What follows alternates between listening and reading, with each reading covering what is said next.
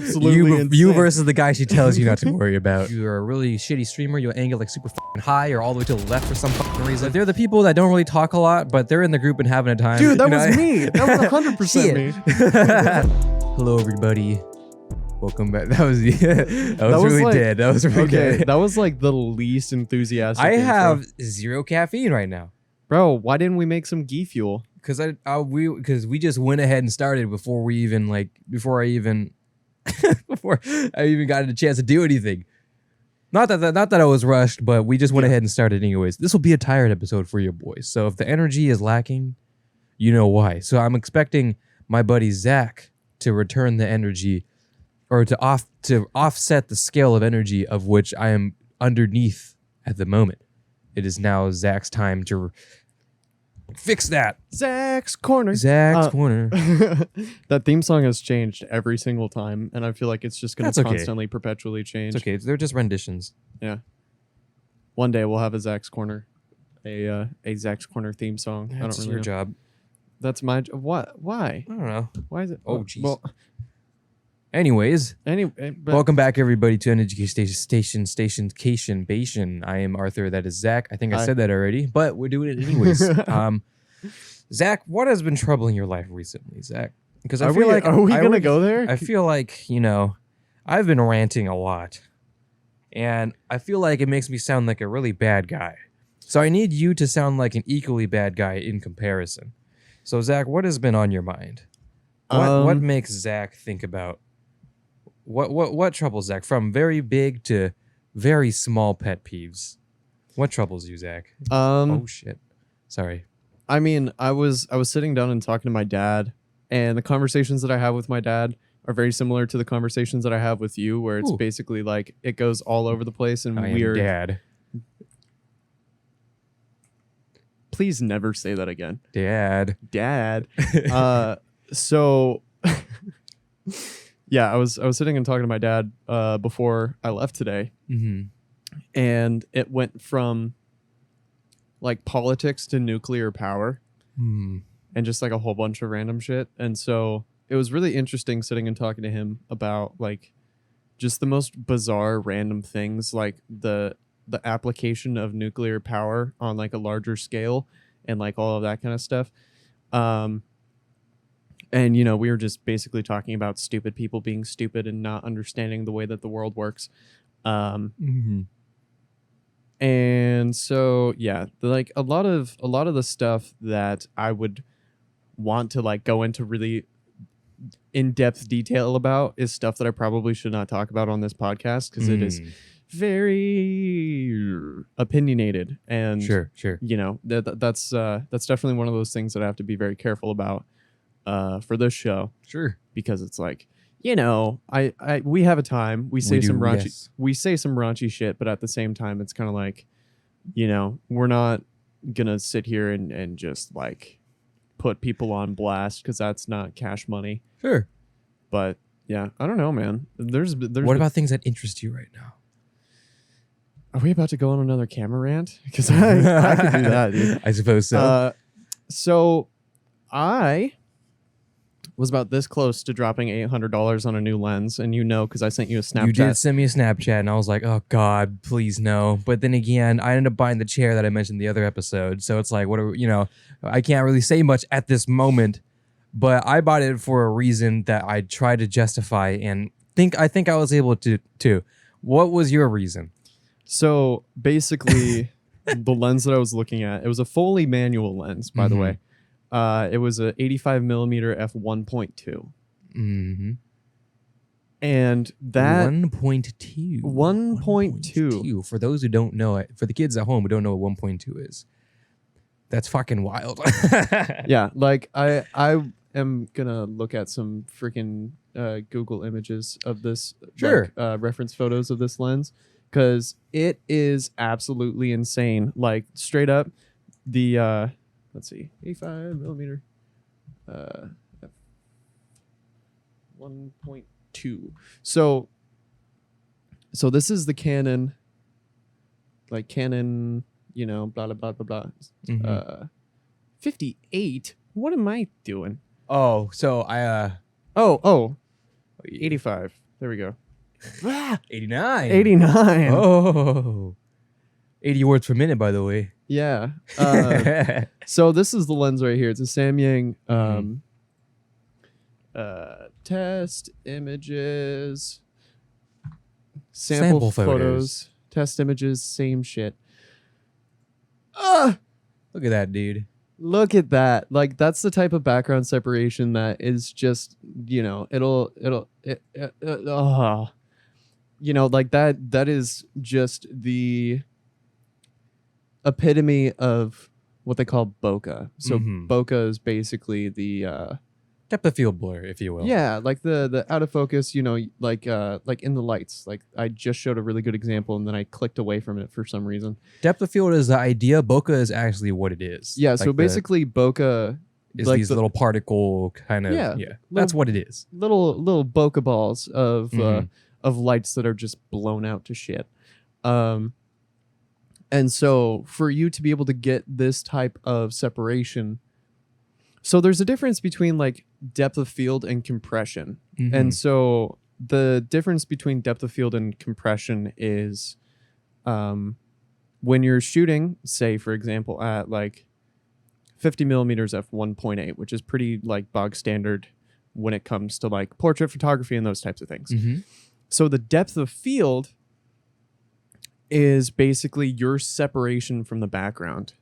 And when you start using, like, for example, this is 80 to 200 millimeters. So once you go all the way into 200 millimeters, Yes. then what that ends up doing is it ends up compressing the background and basically just like destroying it. So like you'll see a lot of pictures with like really, really long lenses, which, by the way, what I mean by long lenses is you know, it's really tight, like it's really, really zoomed in.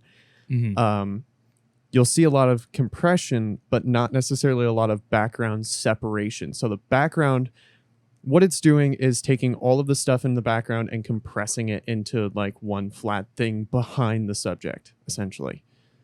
Whereas the depth of field, you can see the depth of the things that are going on behind you. Like, for example, with this picture that we were just talking about, you know, you can see that all of this stuff is far away from the subject. And so that ends up giving a different look rather than like a, for example, 400 millimeter f2, f2.8 sample images. Sure, Sony, whatever. Whereas, you know, with something like this, you can really start to see the difference. And this is, I'm pretty sure this is shot at f2.8 too. Yes. So it's a different type of look. Like, all of the stuff in the background gets kind of pushed into one type of like focal plane, and then it ends up being like blown out and all that kind of stuff. So it's like, you know, different strokes for different folks. Some people like high compression. Some people really like shallow depth of field. But anyways, yeah. So I was looking at a 85 millimeter f1.2, and that thing looked so good. And I watched reviews on it. I did a bunch of stuff with it, like looking at stuff for it. And I was like, I want this lens so bad. But also, you know, there are things that are a little bit more necessary for me before I decide to go and drop $1,000 on a lens that I already have. And I mean, I could get a 50 millimeter, which, by the way, Arthur's camera is on a 50 millimeter f1.8. Although I'm shooting at, I think, 2.8, I think, right now. I don't Something along those lines. But yes, hello. Hello. But anyways, yeah, so I was looking at a faster. Okay. I feel like this is going to turn into me teaching people about camera stuff. Go ahead. This is Sensei Zach time. Sensei Zach time. So, and it's really funny because I was actually thinking about, when I get home, I was thinking about filming a video about camera equipment and all that kind of stuff. I was thinking about making a video basically about like what your starter kit should look like different cameras that you can get from Nikon, Sony, Canon, Fuji, you know, like all of those different brands, like to get into the ecosystem and all that kind of stuff, and different lenses that you can find that are really budget friendly. And as far as Canon goes, like, I've been able to be hands-on with a lot of those lenses, like, you know, the Nifty 50 that I have in my bag right now, which is the same type of lens that Arthur has. It's just the generation newer, I think, is the one that I have. Yes. And, you know, I've used just a regular old kit lens. And I mean, I wasn't able to take the best pictures with it, but I was, you know, it got my foot in the door. It helped me kind of figure out what pictures would look like when I would zoom in to 55 millimeters, or what I could do with wide angle, you know, just like all of those types of things. And one of my favorite lenses that I have right now, it's a zoom lens. I'm going to grab it really quick. Actually, I'm going to grab my whole ass camera bag. Okay, grab your whole ass camera bag, Zach. So I've definitely been enjoying photography in the sense that, or I guess, well, in my sense, it's more like videography, I suppose, right? Yeah, camera bag. So this stuff, while it was alien to me before, I definitely did start to get used to it and kind of familiarize myself with these things, because these things are a little bit pretty important as far as whenever I want to shoot things, because lately, and you guys will see soon as I continue working on more projects, right? You know, I do want to make more videos like these, and with actual shooting of camera, because one, I bought this damn camera and I want to use it, and two, you know, I love my old gaming set type of things too. I even bought a new lens for my gaming set a while back, and it's really pretty. Yeah. But you know, there's something about just, I mean, I have this entire other half of the room dedicated to other things, you know, so I'd like to use it more. So camera stuff, figuring out what I need, lighting, all that type of stuff. That's been part of my agenda. So the really cool thing for me, I love how you can just see all my lenses just kind of chilling out. So the cool thing for me has been kind of being able to help you out with kind of like decisions on lenses to get, all that kind of stuff. So the lens that I just put on my camera is actually a 50 millimeter that I got from my dad. It is fully manual. It's for a different type of camera. I just adapted it onto my camera. And it can take some pretty badass pictures. Like I was shooting with it the last time we filmed together, and it was a lot of fun. But anyways, one of my favorite lenses that I bought is this guy. It's a 70-300.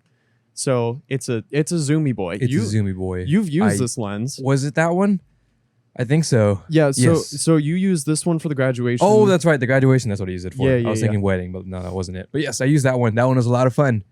So very handy. Yeah. This is definitely, so they sell a 75-300, which is a hawk of shit. Like it is really, really bad, but it's also like $200 cheaper than this. I mean, you know, as far as like build quality goes, it feels not cheap, but not like the best made, you know? Mm-hmm. But this has been able to take some of my favorite pictures of like wildlife and all that kind of stuff. Like I took this to a wolf sanctuary, and that was super fun. And so, you know, for the outdoorsman, like the first time I used this lens was a buddy of mine. He was using it for like bird photography, like taking pictures of birds and stuff. And so it can really get you up close and personal with wildlife and those types of things. In like a portrait setting, it's not necessarily like the best thing, because, you know, like I said, that compression, when you're all the way in at 300 millimeters, you know, that can, it has an effect, it has an appeal, but that's just kind of not my cup of tea, I guess. And so these two lenses right here, so this is Nifty 50 millimeters f1.8, and then an 85 f1.8. And I mean, I could show it to the third camera, but so these two lenses, I would say, are probably the best for portrait work. And this is probably going to be the first prime lens that you buy. And a prime lens means that it does not zoom. It is just 50 millimeters, and that's it. Oh my God, learning. Yes. So this is stuck at 50 millimeters. But the nice thing is that this lens does 50 millimeters really, really well, as opposed to something like this, or something like the camera, or the lens that's on the camera right now on my camera. It has to zoom. And so it has to do a bunch of different, it has to do a bunch of different focal lengths pretty well, you know, and it has to kind of be cohesive in its image quality. And so that's why you'll see people who only shoot on prime lenses, because this is going to be the best that you can get out of this lens. Like it only has to do one thing, and it can do that one thing really, really well. Mm-hmm. And so that's why you'll see a lot of portrait photographers shooting on prime lenses. And when they say prime, that just means that it doesn't zoom. So, it's like, it really, when I talk to people who are just starting to get into photography, I will tell them to get 2 lenses, a kit lens and this. Mm-hmm. Or, the kit lens and the crappy 75 to 300, just so that you can kind of see what that looks like. And I had a 55 to 250 millimeter lens. I think it was also a 4 to 5.6. And that lens ended up doing pretty good for what I needed it for. And it was just kind of, I guess the way that I could explain it is when you're just getting into shooting pictures and video, like you don't really know what it's going to look like at those different focal ranges. And so just to be able to dip your toes in it and see what it looks like, see what you can do with it. Like, I've taken portraits at 300 millimeters. Yeah. That didn't turn out that great, but I just wanted to see, and it gives you that availability to be able to experiment. And so once you figured out what types of lenses you like and what you're going to be shooting, what you're going to be shooting video or photos of, then you can decide to invest in different prime lenses. And I think that is kind of like the not necessarily like the best way to go, because like I would recommend getting a nifty 50, even if like $120, man. Yeah, no. Like, and I got this, pretty sure I bought this brand spanking new at Best Buy, and it was like $125. It's just like, hell yeah. Good lens. It's a great lens. And so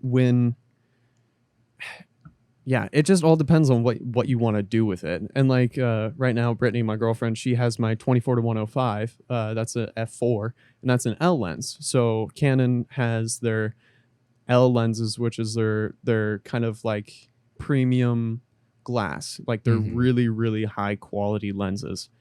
And so I have one of those, only one, unfortunately, just because I don't want to be broke. Fair. And the 24 to 105 for the longest time before I got the 24 to 70 was the most used lens that I had, because it stayed at f4 at 24 millimeters and 105 millimeters. Yeah. And so the versatility of being able to shoot at different focal lengths without having to adjust anything or having to like stop down the aperture and let less light in, that gave me an opportunity to be able to learn even more about what that kind of stuff looks like. And even something as simple as like image stabilization, like you don't really realize how much of a difference it makes until you have it. Yeah. And then you don't. It's like there's so many different things that go into kind of picking out your kit, picking out what stuff you want. And like for you, I remember you and I sitting and talking before you got the M6. Mm-hmm. And I remember you and I were sitting and talking like, okay, so, and I kind of went through like a similar conversation that I'm talking about. Like, what are you going to be using it for? Like you said, oh, I'm going to probably shoot video. And so you wanted to stick with Canon. I mean, you do have the Lumix. I do. And I love my Lumix, first of all. Although it's the G7, which is the really, really budgety boy, which I still recommend depending on what you're doing it for. But, I use it from a webcam now, and it's really pretty. But for depending on what it is, I just wanted to go Canon, Yeah. Yeah. And also you had the kind of added benefit that you have me around. Exactly. I have a bunch of lenses, the just kind of the exchanging of goods in that way. And also I know a lot about Canon because I've been shooting Canon for, almost 4 years now. Longer than that, actually. Probably right around 4 years now. But when I'm talking to people who aren't really sure about Canon, if they want to go Sony, Nikon, Fuji, Panasonic, like there are so many different companies out there that do a lot of different things very, very well. And I'm a Canon fanboy, but that's just because that was the company that I chose first. And so I invested into a kit. I invested into the Canon ecosystem in a way. Yeah. Even though that lens isn't Canon, which is another really cool thing that I want to talk about in a second. Like I bought into the ecosystem, and I'm happy with the way that Canon, every single company has their own type of color science. Like they all kind of have their own way that they produce color and capture color in video and in still photography. And so after looking at all of the different companies and brands and all that kind of stuff, I looked at Canon and I thought, cool, I like this. I like the way that this looks. I like the way that they're able to capture life, essentially. And so I went for Canon. Yes. And that was just kind of the way that it went. And the nice thing now is that you can find lenses that are not made by Canon or by Sony or by Nikon that work on those systems incredibly well. Like Sigma. Sigma lenses. Yeah. Boy. Yeah, you were talking about getting the 16 to 35? Yeah. Yeah, f1.8, right? So the same as this, but it goes from 16 to 35 millimeters. The only problem is that it is for cropped sensor cameras. Right. So cameras that have smaller sensors, which makes me sad because, of course, this is of course, when I go full frame, I find out about yes, of course, all of these different options. And I have 2 of them.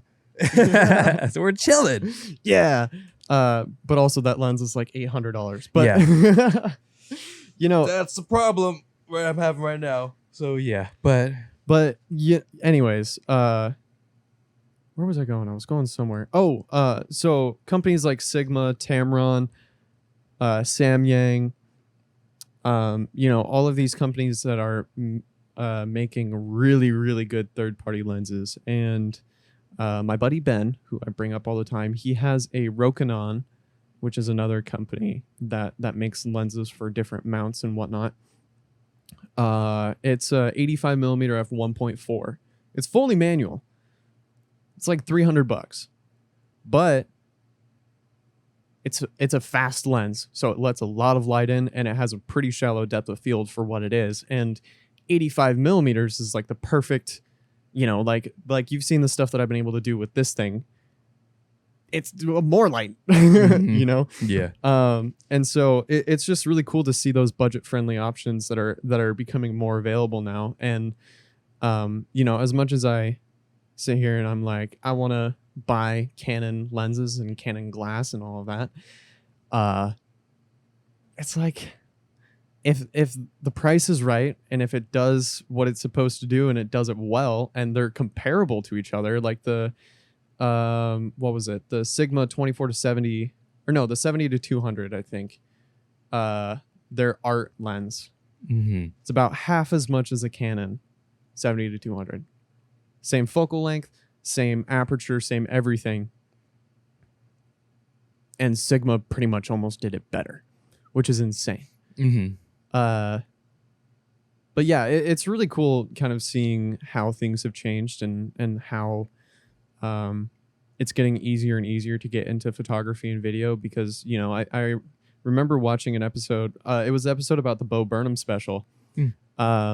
I just was listening back to it because I just wanted to see what we talked about, and we were talking about the Blackmagic 4K, and that thing is like $1,200, $1,300. It's like, dude, this is the best time to get into photography and cinematography, because there are so many options out there. And you take a look at something like this, like my Canon EOS R6, right? You look at the price tag and you're like, holy shit, that's a lot. But the camera that I would kind of compare this to is the Canon 5D Mark IV, which is a full frame digital SLR. And that thing was like at its prime I think it was like $4,000 or $5,000. It's $2,600. That's not bad. It's also, not bad. It's mirrorless, which means that you can use these types of vintage lenses, and they'll get some really, really good pictures out of them. And you have things like in-body image stabilization and like focus assist for manual lenses and all that kind of stuff. And so it's right now is like the best time, not even for Canon, like Sony, dude. Like the A7 series. Any A7. A7 series is nice. Yeah, like the A7R3. I've seen people shoot stuff that looked like they were movies on the A7R3. And Nikon is doing the same thing. I can't pull a name out of the back of my mind, but like these companies are staying competitive with one another, which is making it so that we are seeing just this crazy ecosystem of photography and video nerds that are just like getting access to like top of the line gear. Mm-hmm. And it's affordable. And it's like it's the most mind-boggling thing for me. And I realized that I've been sitting here talking this entire time. That's fine. That's all good. You're allowed to talk, Zach. Yeah, I know, but my energy level is incredibly low right now. So like I said, it's up to you to offset that. Yeah. Get excited, Zach. Fine. Get wild, Zach. Get freaking crazy, Zach. Hell yeah. But yeah, it's definitely really fun to sit down and ouch. Oh. You guys didn't hear that. You didn't hear that, but we got hit with a virus and threat protection.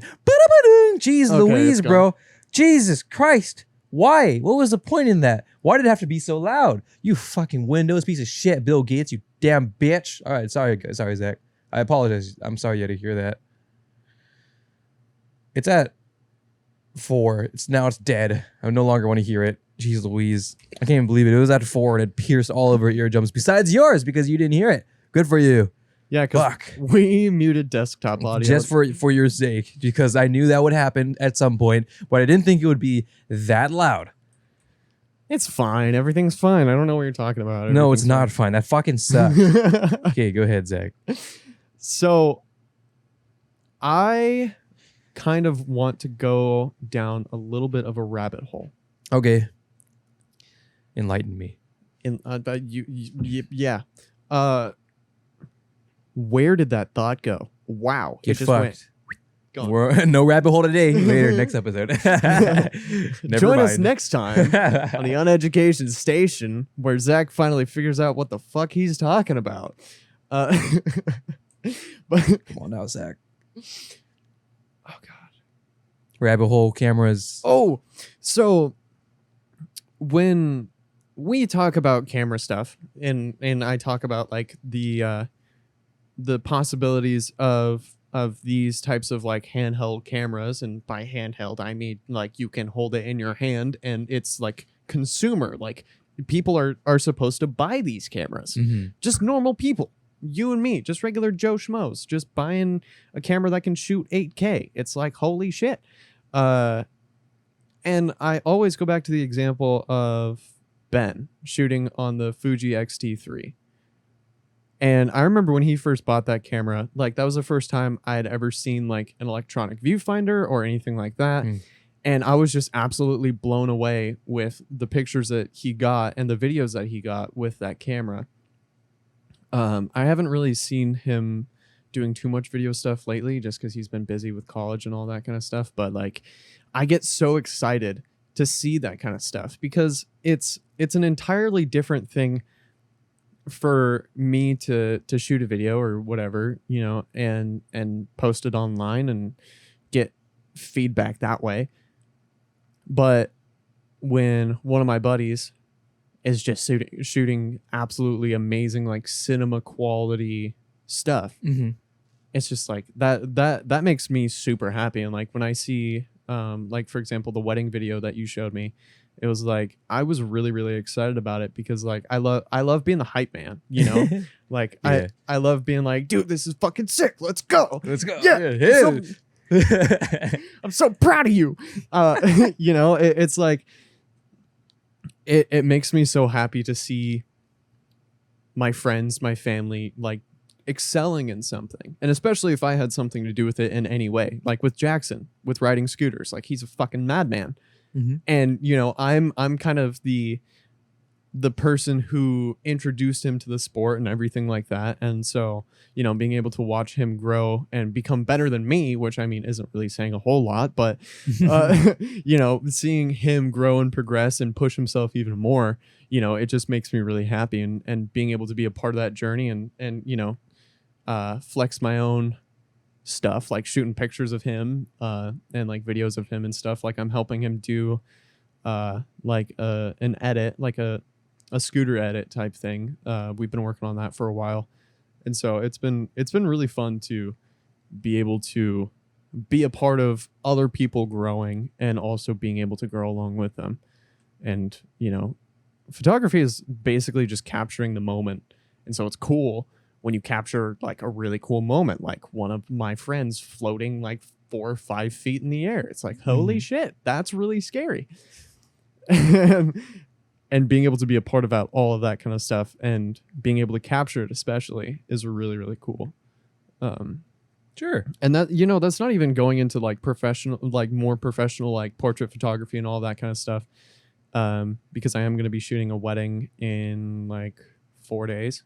And I'm scared shitless, but I'm not going to tell them that I'm scared shitless, but I am. Right. And this is going to go out like after that. So I really hope it went well. And I'll bet you I know exactly what I'm doing right now. I'm probably sitting there hastily editing pictures. Nice. Because that's just kind of how it works. But yeah, it's like on the professional side of things, like it's hard because any type of professional photo, video stuff, and you're the person behind the camera, like you kind of have to be that person that has confidence in yourself, confidence in your ability, and confidence in your gear. Mm-hmm. And that is the hardest thing for me because I don't know. I think it's just that I have a hard time having confidence in my own ability, even when like I know that I could do well. Like I've shot a wedding, I've shot engagement photos, I've gotten some really good pictures out of them. And, you know, that was with a camera that came out 8 years ago, which I still carry in my camera bag, by the way. It's still in there. Oh. Okay. Yeah. We used that to shoot an edit a while ago, like a really long time ago. Episode 1, baby. Episode 1. Yeah. But yeah, it's hard. It's hard for me to... And also, I haven't done a professional shoot with my new camera yet. And so I think that that'll definitely be really telling of, like, all right, I got this shit. Or, wow, I still have a lot to learn. And I know I still have a lot to learn. But I guess I don't have enough experience yet to feel like 110% like, oh, yeah, I got this shit. Like, I'm going to rock it. Right. And, you know, it's like when you get footage for an edit, you're like, all right, cool. We got this shit. Like this is going to be cool. Like I'm excited. And for me, I have a date and I'm like, I'm scared, you know, cause it's like, this is one of those situations where you have to be on your A game the whole time. And it doesn't help that it's a courthouse wedding. I have like maybe a half hour to get all of my pictures by myself. So I'm going to be running around like an absolute madman that entire time. Sure. But at the same time, I've done it before. I've seen it before. I've done enough research for me to feel like I am confident in my ability to be able to do it. But I am kind of scared shitless. Now, you should be nervous at something like this because this is, you know, something that's big. So you're going to get paid a lot. It's a job. And, you know, while you do say, you know, you've attended this rodeo before, as one might say, yeah, you know, that's like 2 or 3 times at this point. Yeah, you know, you're not like you haven't gone to like 50 of these already, and you're like, all right, here we go, time to do the same old time to do the thing. Yeah. You know, while you have probably shot more weddings than maybe a lot of beginner photographers, average photographers, perhaps even, you know, I wouldn't say you've shot as many as, you know, someone maybe like a professional of some sort, right? Of some sort, just generalizing, right? And you know, you bring up the example of me, maybe for let's say a COD edit, for example, right? Yeah. Give me the clips. I'm like, all right, let's do this shit, right? That's also because I've done this for a little bit long time, right? And I'm the type of editor who can just, you know, and again, not to say, I feel like I have to say this every single time. I'm not saying this because I'm a god editor. Like, I'm a god. I know what I'm doing. You know, I know what I'm doing because I've done this for a long time. You know, I'm very familiar with the roads here, right? Yeah. So because I am, and I present that myself, and I present that I am someone who is capable of what I can do. I've laid out what I'm able to do. You already know what my work is. You've seen my work. You came to me for that. If you came to me for what you see, and you want what I can provide, I will provide that. And therefore, I'm very comfortable with doing that. So maybe it's not necessarily that you're scared that you're not going to do a good job, even though you are going to do a good job, because you will do a good job, Zach, because I know the photos you take. You don't think you will do a good job because even though you've shot more weddings than probably the average person in the world, you know, you still have not technically done as many as one might in this field. Yeah. So it's going to come from experience, but it's also going to come from, you know, maybe, just honestly, not even any other variable besides experience. You do one or two more weddings and you're like, you'll see the output or the outcome of this wedding. And maybe you do a bad job, not to jinx you or anything, but let's say you don't do, not a bad job. I'm sure a job that will suffice, but maybe a job that wasn't necessarily up to your personal par. You look at it and you're like, okay, why was this not it this time around? Yeah. Even though I was happy with what I did last time, the time before, this one didn't turn out as well. I spent $5,000 billion on this camera. Why didn't? No, I was kidding. You know, maybe it just happens. And part of working in a professional field is understanding that those days might come. Because I've made plenty of edits for commission, so for money, for people, where I made the edit, they loved it, and I was like, all right, that was okay. You know, that wasn't up to what I think I probably could have done given the time I was given. I feel like I probably could have done a better job. We've talked about this before, right? Yeah. Where it's like, if that's the case, then you should let them know, and say, hey, I'm going to restart it. You should do that if you really think you're inclined to do that. But there is another variable that I feel like I should bring up. And so I feel like I should rephrase that whole thing. Or not the whole thing, but rephrase the idea of what I say back there. Instead of saying, hey, I'm going to redo this because I don't think it's good. I've restarted tons of projects for commissions. So for people who've commissioned me to do projects for them, I've restarted tons of times, and I've told them that. So of which, extending the deadline, I might give them a discount or something like that, whatever it may be, whatever it is. Yeah. I will sometimes just say, or not even, I'll show them the edit. I'll say, okay, this is what it came out to be. Let's just see what they think. They love it. If they love it, then maybe my standard was just too large. Maybe my what I wanted out of myself was just too big, and that is not necessarily what they were expecting. I could blow them out of the water, but, meeting expectations and doing a good job doing so is enough sometimes, and is enough most of the time. You don't have to create the most banging project of all time, the most banging photo shoot of all time. You don't have to do that. But it's because you don't have to. It's because you don't do that is that you make the next one or ones in the future better. Right. Because if you just keep topping yourself over and over again and over and over again, while that sounds like pretty fucking sick, that's unrealistic. Right. You fluctuate. No matter how good you are at your craft, you will fluctuate. You will make good and you will make bad. You will make outstanding and you will make average. Right. It's all about the flow of what you make. Sometimes, I don't know, maybe you just weren't in the right headspace. Things were going on in your life. I don't know, something crazy. Or maybe you had PC problems. I'm having PC problems right now. I've gotten it to work by the time you watch this episode. But I'm having it right now, and I'm like, I want to Falcon punch my monitor right now. All three of them. Fuck it.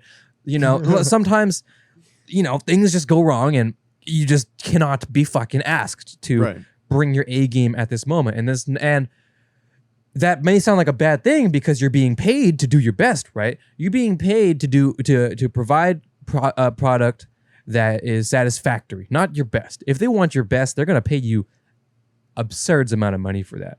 Right. And when you have your price not for your A game. It's just that you're so familiar with what you do and you're so good at it at this point, is that your average is already better than a lot of people's A game. Right. In your sense, that is. Yeah. And I think a good example of that, at least for me, and I feel like I say this way too much, but like I'm not trying to stroke my own dick or anything. I'm not trying to be like, oh, I'm so good at my job.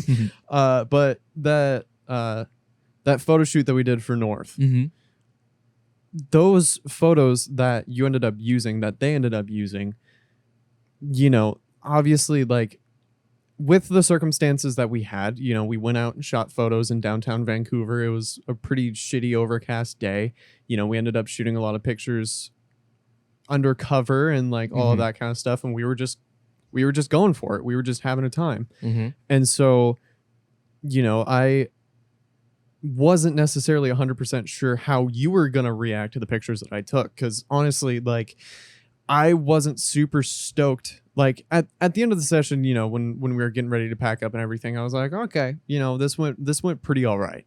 Like, I'm not really sure how this is going to turn out when I go and look at these a little bit later, but I think it went pretty okay. And then I scrubbed through, I found a bunch that I was pretty okay with. I was totally willing to send them out. And then there were a couple that I was like, hell yeah, that was cool. I'm glad that I got that.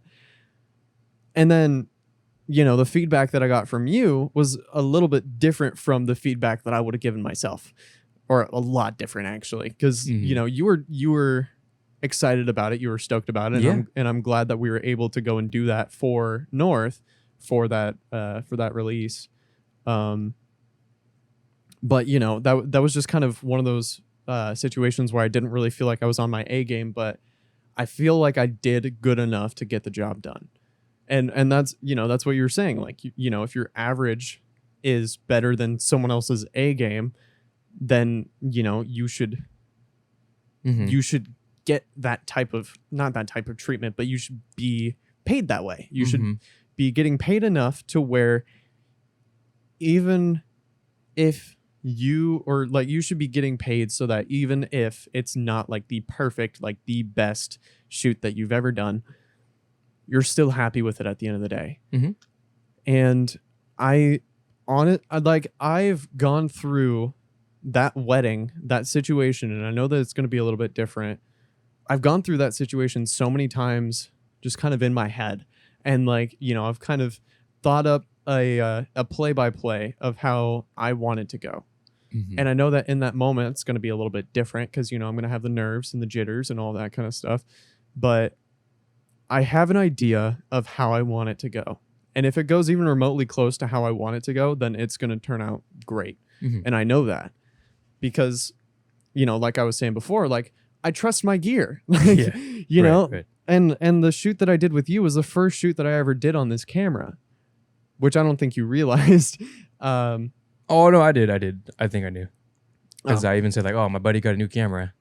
Oh, yeah. But even with that being said, I've done stuff on this camera.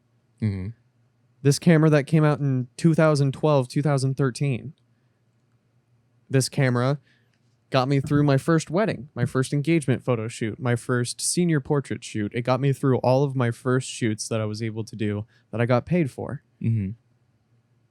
And so I know that if I was able to get the pictures that I got with this thing, it's not a bad camera. I'm not going to sit here and say that it is a bad camera, but there are limitations to it. And once you get to the point to where you are getting paid for things, this is going to end up holding you back.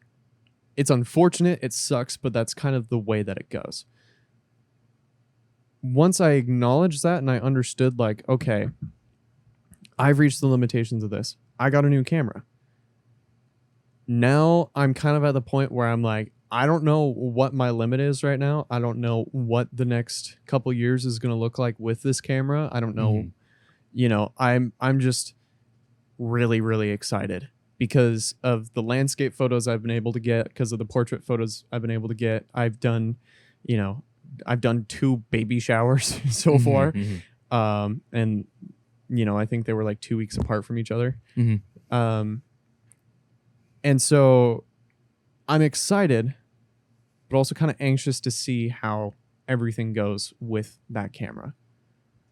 It's like when I'm trying to think of a way to explain this. It's like getting a new car, like you have like that honeymoon phase where you're like, oh, this is so great. I love everything about this. This is so cool. And then, you get comfortable with it. You use it every day or, Right. Whatever it may be. And then over the course of time, you start to see the limitations. And then you're like, okay, so the gas mileage on this car isn't super great. And that's kind of the the boat that I'm in with my Subaru right now. It's like, what are the things that it does great? What are the things that it doesn't do so well?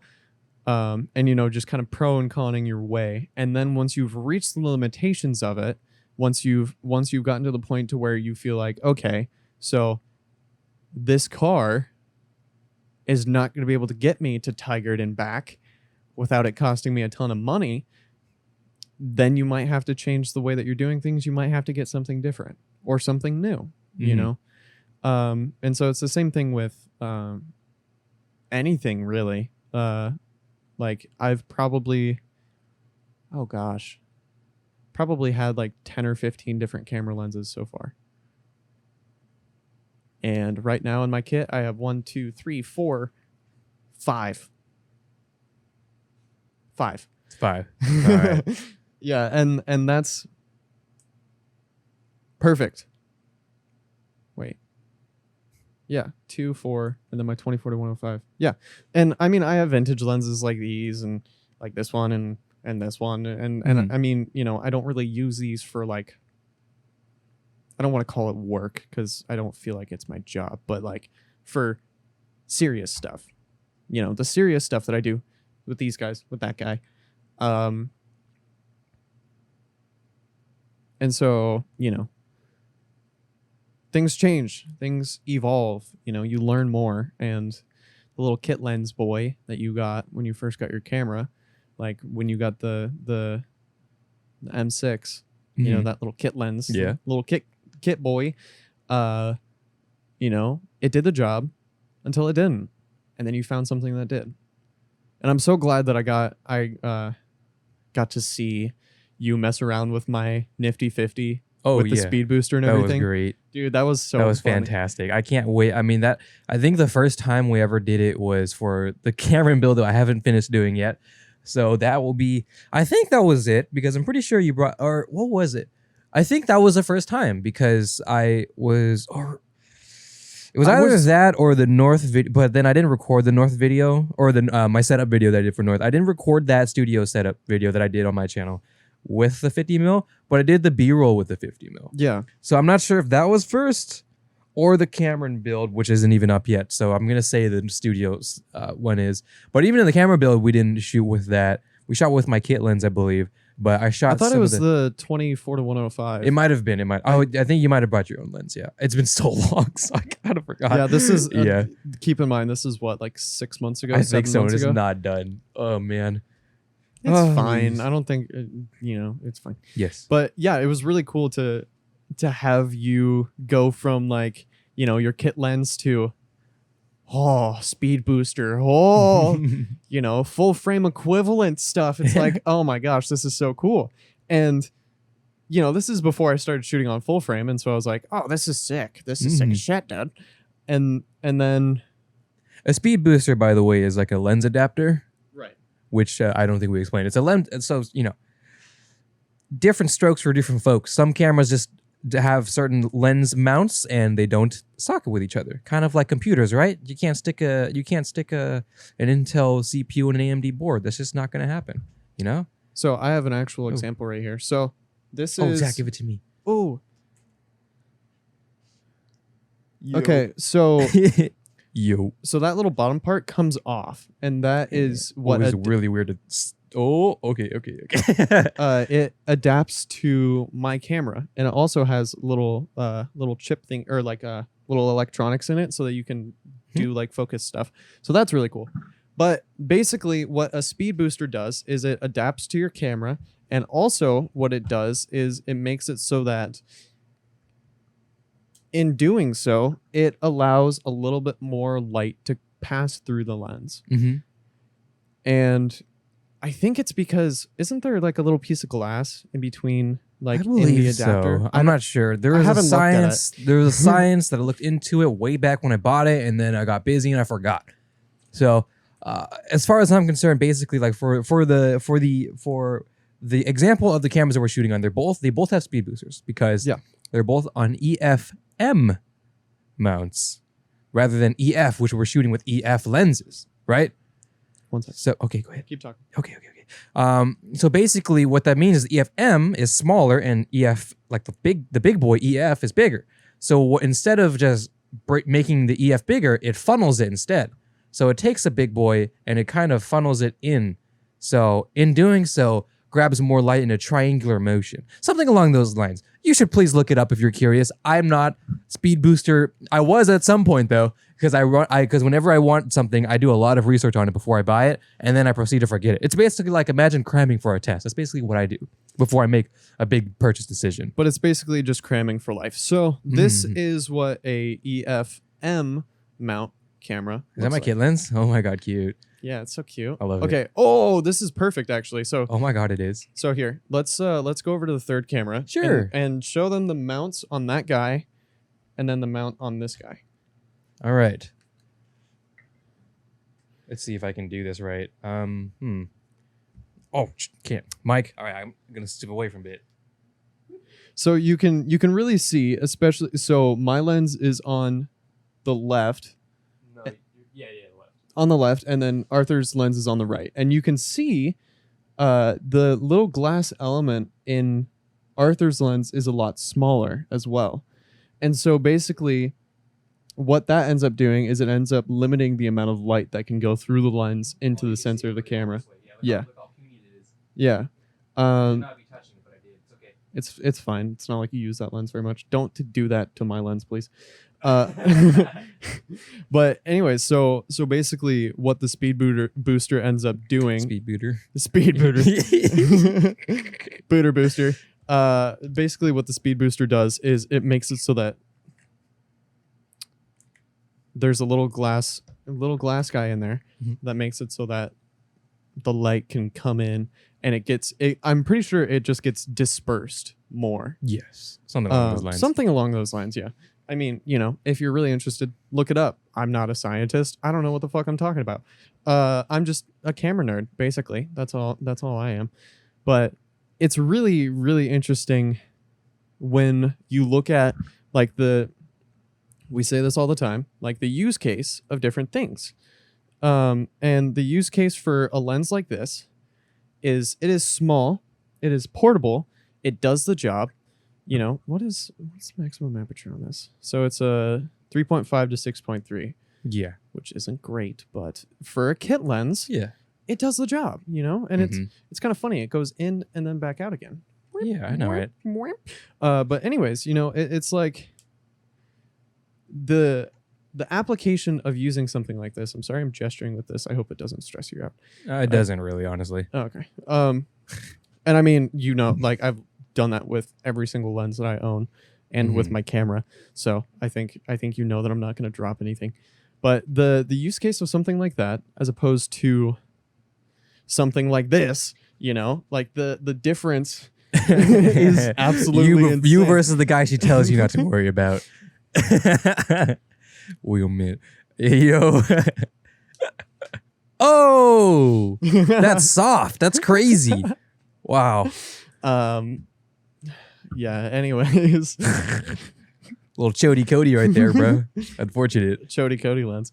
But yeah, so like we said, in a very crude way, different strokes for different folks. It's like if you're looking for something that you can store relatively easily, you're going to go with a smaller camera with smaller lenses. If you don't care, if you're more worried about image quality than anything else, then you're okay with dealing with something that is pretty chonk. Like, that's fine. It doesn't really matter that much. And And so it all just kind of depends on what you plan on using it for and what you plan on doing with it, I guess. Yeah. If you're vlogging, you're a vlogger. Guy like you, guy like me who vlogs, does some vlogs. And you don't want to just lug around a fat photography bag everywhere you go, right? Yeah. Then maybe you get a kit lens, or maybe you get a pancake boy and you just never worry about it, you know? Yeah. Pancake boy being like a really even thinner than this, buddy. Yeah. Like imagine this, but whoop, or I guess my figure, whoop, right here, real flat, and it's like 20 millimeters. 24. So I actually had a pancake boy, pancake 24 millimeter. I actually ended up selling it to Ben because he was using it a lot for video stuff, and he loves it. He uses it all the time, and it's like, I have it for my Lumix. Yeah, it's great. It's beautiful. It's so perfect for something like that because it's low profile, and then you put it on something like this, and it just looks ridiculous. Like literally, it ends up sticking out about that much. It is so funny. Like this is what I became very used to when I was shooting photos, and most of the time I was doing like landscape stuff. Oh man. So this is the form factor that I'm used to. And also I had a battery grip on the bottom, so it was even chunkier than this. I don't know if you remember that. I do remember that. So this is the form factor that I'm used to, right? And then I see the M200. I wish you guys could see it. It is so cute. It's so cute. It is. It's great. Like it is just the cutest little tiny thing. And I remember I was using it or like hand holding it for something. I don't even remember what for, but it was just so funny. It just felt so cute. And I was like, oh my God, this camera is just so cute. And it's more powerful than this camera. And it was so funny. It was like, it's like that little 90-pound girl who could just absolutely kick the shit out of you. And she's just so unassuming, but yet she could just rock your shit. Damn, like that was so specific. Zach has rode this rodeo before. But yeah, that's basically what doesn't want to get into it. Okay, I'm respectful. I respect it. Understandable. Let's not go there. Anyway, so I was in 3rd grade. No, I'm just kidding. But yeah, it's like it's really cool when you start to kind of learn more about the benefits and deficits of different camera body styles, lens styles, the form factor, like the M200. I'm looking past you guys. It probably looks kind of weird. It doesn't even have a viewfinder on it. So it doesn't even have one of these, It neither does the M6. Yeah. And so, these cameras are pretty much made for video. Mm-hmm. That's kind of what they're made for. And they do a pretty damn good job of doing it too. And, the M6 ended up coming with a viewfinder, which you have probably never used. Nah, never. Never once. Yeah. And so for you, that completely makes sense. Like you don't need a viewfinder because you're doing one of these. You're shooting out here. You're shooting video. You're looking through the looking at the little LCD screen like this guy doing one of these. You're shooting video. Look at you. You're Arthur filming a guy like me. Guy like Arthur. And so you don't really find yourself bringing the camera up at all because you don't need to. Mm-hmm. If you see someone shooting a video like this, they should probably not be shooting video. Yeah. Fire that person immediately if they're at your wedding. Oh, okay. All right. I'm in shambles. All right. All right. But yeah, it's like, you don't need a viewfinder because you're not going to fucking use it. You don't need it. You have a viewfinder that can go onto your M6 Mark II. Don't even use it. Mm-hmm. Never used it. The little cover for the so this mount right here is called a hot shoe mount, or cold shoe because it doesn't like actuate it. This might actually. I'm not sure. Anyways, it's a hot shoe if it has like electronics in it. Yeah. I'm not sure if it does. Well, wait. Of course it does because you put the fucking thing in. Sorry, I'm stupid. I'm just stupid. What for your electronic viewfinder? I'm stupid, Zach. Hold on. It's all good. It's all okay. good. Okay. So, your hot shoe mount still has the rubber, like the plastic Oh yeah, yeah. protector thing on it. Well, I don't want to break it, Zach. Come on now. I don't use it, but I don't want to break it. I don't want to break it. But you know, it's like you don't need it, so you don't use it. Mm-hmm. How do I keep getting caught on my freaking headphone cable? I keep like going like, and it keeps just like, I'm like holding the slack now. Just get better. I don't know. Yeah, I don't know. I keep moving my leg and it keeps getting caught in between my leg and the chair. Anyways, you guys don't care about that. Yeah, it's really cool when you're able to find that thing that perfectly suits you. And again, Ben, Fuji X-T3, he shoots videos and photos. The Fuji X-T3 does an amazing job of doing both. The Sony A7R III or the A7R IV does really amazing video. Probably not the best for shooting stills. I mean, don't go and hate on me because I'm not the biggest, like a Sony fanboy. I don't care. I shoot Canon. I obviously didn't do a ton of research on photography because I'm shooting Canon. But you know, in saying that, I don't mean that Canon is bad. I just mean that Canon is like the most middle ground when it comes to doing one thing really well. It takes pretty damn good pictures and it shoots pretty damn good video. Sony shoots amazing video and pretty okay pictures. Mm-hmm. Nikon takes amazing stills. Doesn't have necessarily the best video.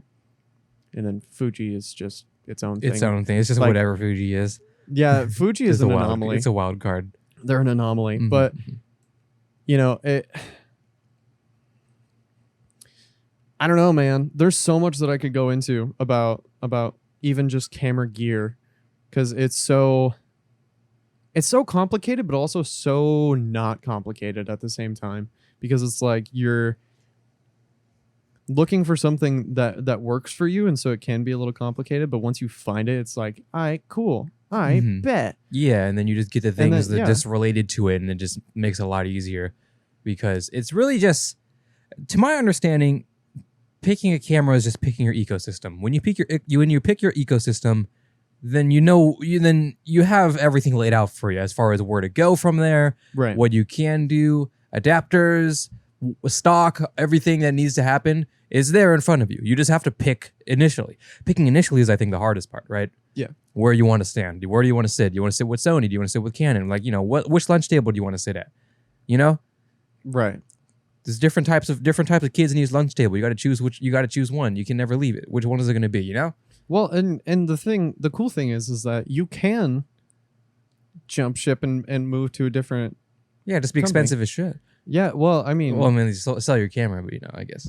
So the cool thing about cameras and lenses, so lenses keep their value really, really well. Mm-hmm. Like if you take good care of it, it'll hold its value pretty damn good. Like this lens, I could probably sell for around $400. Guess how much I bought it for? Like $450. Damn. Yeah, it was really cool. I had a Sigma 70-200. Bought it for $500, sold it for $500, dead even. I used it for like 6 months, and then I was like, I don't really want to use this lens anymore. And I ended up selling it to a guy who didn't mind that the focus motor in the lens wasn't super great because he shot video, and I was like, fuck yeah, dude.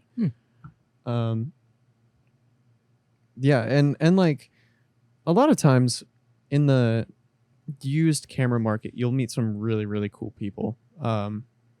Like one story that sticks out to me is the 24-105 that I bought. I went with Alec over to, I think it was like the Lloyd Center or something in Portland. And we were meeting up with this guy who was like a couple years older than me, an amazing photographer. And he was selling his lens because, you know, I don't remember if he was switching cameras or what, but he just said that he didn't need it anymore in his kit, and you know, it was in pretty damn good shape. Mm-hmm. And I wish I had it because it's an amazing lens. I mean, I do have it. Brittany just has it. Right. She's borrowing it. But you know, just that interaction that I had with this guy. And it was so funny because I remember I didn't bring cash, and I ended up spending like 450 on it or something like that.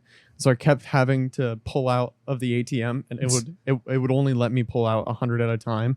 And so I ended up doing it 4 times before he was just like, dude, it's okay. Like, you're good. I'll take this and I'll be happy. I was like, are you sure, dude? And every time I think it was like a $5 fee for me to pull money out. And so it was just like, I was just losing money. And so he was just like, yeah, that's totally fine. And so I ended up going home, with my first L lens, my first like premium piece of kit. Like the first lens that I was like, oh my God, this is amazing. And like, I still have the pictures that I took while I was testing out the lens before I bought it, because at the time, those were like the sharpest pictures I'd ever taken. And it was just pictures of like a Macy's bag, or like a Starbucks logo, just like a whole bunch of random shit. But like, that was one of those moments when I really started to understand like investing money in good lenses is an amazing idea. And I know I haven't really done this yet, which I really want to. I want to pair this camera with that lens, the 24-70 f2.8, because I know that it could take amazing pictures just because of the quality of the glass in the lens. And when I say good quality glass, I mean, I'm talking about like the glass elements that are in lenses. There's a bunch of different pieces of glass that are in lenses. And so really good glass means like, high quality glass in the lenses, and the lenses are just absolutely fantastic. And so that moment when I had like my first really, really good lens, I was like, oh shit, this is where the rabbit hole is going to start, isn't it? And then the voice in the back of my mind was like, yep, yeah, here we go. And I'm kind of proud of myself. I haven't spent too much money on. Yeah, I'd say personally, in the grand scheme of things, as someone who's in the outside of the space, although I can see myself definitely getting into it, but I haven't yet, right? But as someone who's seen what lens collections can look like, I feel like you're doing pretty okay and you're being pretty conservative. Even if you were to get like 1 or 2 more, I would say it's probably like pretty good as far as like, or pretty reasonable as far as like average human being. Yeah, and I think for me, the amount of lenses that I have is probably only going to go up like 1 or 2, and it's going to be like me switching out lenses. Like, for example, I'm going to switch out the 85 1.8 to a 1.4 or 1.2, and the same thing with the 50 mil. I'm probably just going to leave this here because this is the lens that I was using for that camera for the longest time, and now we're just trying out whatever this is. But yeah, it's just going to be like a ebb and flow of me changing the placeholders for these specific lenses. And so I think that that's going to be really cool to see kind of what it evolves into. But one thing I will say, though, is that I am kind of sad that I sold my older lenses, because even though I don't use them anymore, it's like it's still like I want to be the person who is able to show people who are getting started in camera gear what that kind of beginner level will look like. And like, I can show them the nifty 50, because like that's probably going to be one of the first prime lenses that anybody buys when they're getting into photography. And, I can show them my 70D, because this is like, it's still a damn good camera, even though it's pretty old. But I don't have like a regular old kit lens. Like, I just don't have one. I don't have like the 55 to 250 that I was talking about. I don't have the 75 to 300 that I was talking about. Granted, I don't want to buy any of these lenses because it's like, what are they going to do? Sit on my shelf and collect dust until that rare occasion where it's like, I have someone come over and they're like, oh, I've always wanted to get into photography. And then I'm like, and then I just like go into explanation mode. But yeah, it's like, I want people to know that you can take some really amazing pictures without having the best gear. And like, we've had that conversation over and over and over again. And, I don't want it to turn into that conversation again, because I'm sure people are sick of hearing it. But, the fact that I was able to get some of the best pictures I've ever taken. And I have 2 pictures that I've taken. The Multnomah Falls picture and then a picture of one of my horses printed on canvases that are, oh gosh, about yay big. They're huge, absolutely huge. Yes. And you've seen them. Those were taken on this camera, you know? Mm-hmm. Like, you can find this used on eBay for like $400. And it'll probably come with a bunch of shit, you know? And it'll probably be the stuff that I was just talking about, the 55 to 215, you know, the 16 to, or the 18 to 55, you know, 75 to 300. Like that would probably be the kit that you would get, or just the kit lens and the 75 to 300. But you can get some good shit for not that much money. And that's so cool. 'Cause like, you know, when I was first trying to get into photography and stuff, I wasn't sure what to do. Like, I had a Canon T3i. That thing was old. Yeah. Like, super old, dude. And I used it for video, and that was it. And I had to use my guitar to fix the focus because it didn't have like servo autofocus where it would, you know, it would like actually try to focus while you're taking a video. So it would just be in the exact same place. So I would have to go in, or like so I used to do like a bunch of story time videos and all that kind of stuff when I first started my YouTube channel. And so when I would be setting up for these videos, I actually, and I'll get back to that in a second. Okay. So I would have to like put my guitar in my chair, set the focus, and then kind of like back up a little bit because the guitar would be like leaning back, and so I'd have to like you know be about where it was so that I could be in focus. And then I would like go to try to show stuff to the camera, and it's really funny because I could do it with this camera too because it's the autofocus is off. You know, I'd be like trying to show him stuff and be like, oh yeah, you know, I have this thing, and it's just blurry as shit, and it's just like, all right, cool. And it's really funny, and I'm really glad that I still have this picture. I have a picture of the way that my lights were set up when I had like a lamp, like 2 lamps and just the lights in my room. Like, and I had a picture and I put like pieces of tape on the ground. Like, you know, this is where the tripod's going to go, like all of that kind of stuff. You know, that's how it was because I didn't know how to set that stuff up on my own. And, you know, it's really satisfying now that I have the ability to just be able to impromptu set that stuff up. Yes. And like, you know, if we ever decide that we want to change up the lighting setup or anything like that in here, like I'm fairly confident in my ability to be able to make it look good. And so I think that's really satisfying and really relieving, I guess, because it's like it's so hard to get started in those things. It is. And but it takes time, and it does. You'll learn as you go. You'll have to take a bunch of really, really shitty pictures. And I would love for people to see the shitty pictures I've taken, just so that they can know, like, hey, I'm human, man. Like, you know, you look at the pictures I take now, and you know, if you're one of those people who's getting into it, and they're like, how'd you get that picture? And I'm like, I tried taking it probably about 300 times over the course of the last 4 years, and this time was a fluke. I got it finally. But yeah, you know, it's really cool. Photography is one of those things that I could sit here and talk about all day, and you know that because we've had these conversations before. And I don't know why, but it feels kind of weird just having me just like go off for a while. I know you've been going off for the most of it, but to be fair though, I feel bad because I always talk, and it's not because I don't know, I'm like, oh, it was my show, bitch. No, it's just like I end up just talking, and whenever I talk, I don't stop talking unless I'm interrupted, but you don't ever interrupt me, so it's like, fuck, dude, I'll just keep talking, I guess.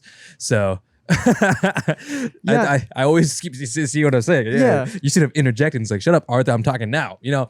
But bitch. But I try to like be respectful, and you know, I I want you to get out all the stuff that you want to get out. Sure.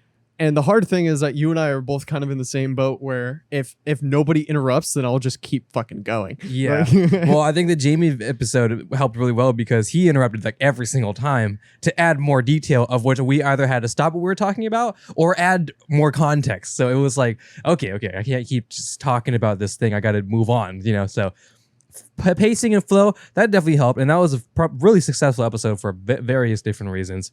But, you know, almost 3 hours, dude. I know, right? Almost 3 hours, and it was actually good. And it wasn't one of those things where, like, you know how with the Bunny Girl Senpai episode, how like I think it was like 2 hours in, I was like, man, I'm so fucking tired. I know. But with the Jamie episode, you know, he went to the bathroom and I stood up and stretched out my lanky ass legs. Yeah. And you know, we were just sitting there like we had to pause for a sec because Jamie had to go to the bathroom, and that was totally fine. But then, you know, while we were waiting, we were just kind of sitting here like, this is a lot of fun. Like, we're having so much fun with that episode, and I'm really glad that we were able to find somebody who, you know, it's hard to explain, but there's a certain type of mentality that you have to be on when you're on camera with a mic in front of your face. Yes, of and course. I think since we started this show and since it's become more habitual for me to be sitting in front of the camera for long periods of time, it's like I've kind of learned how to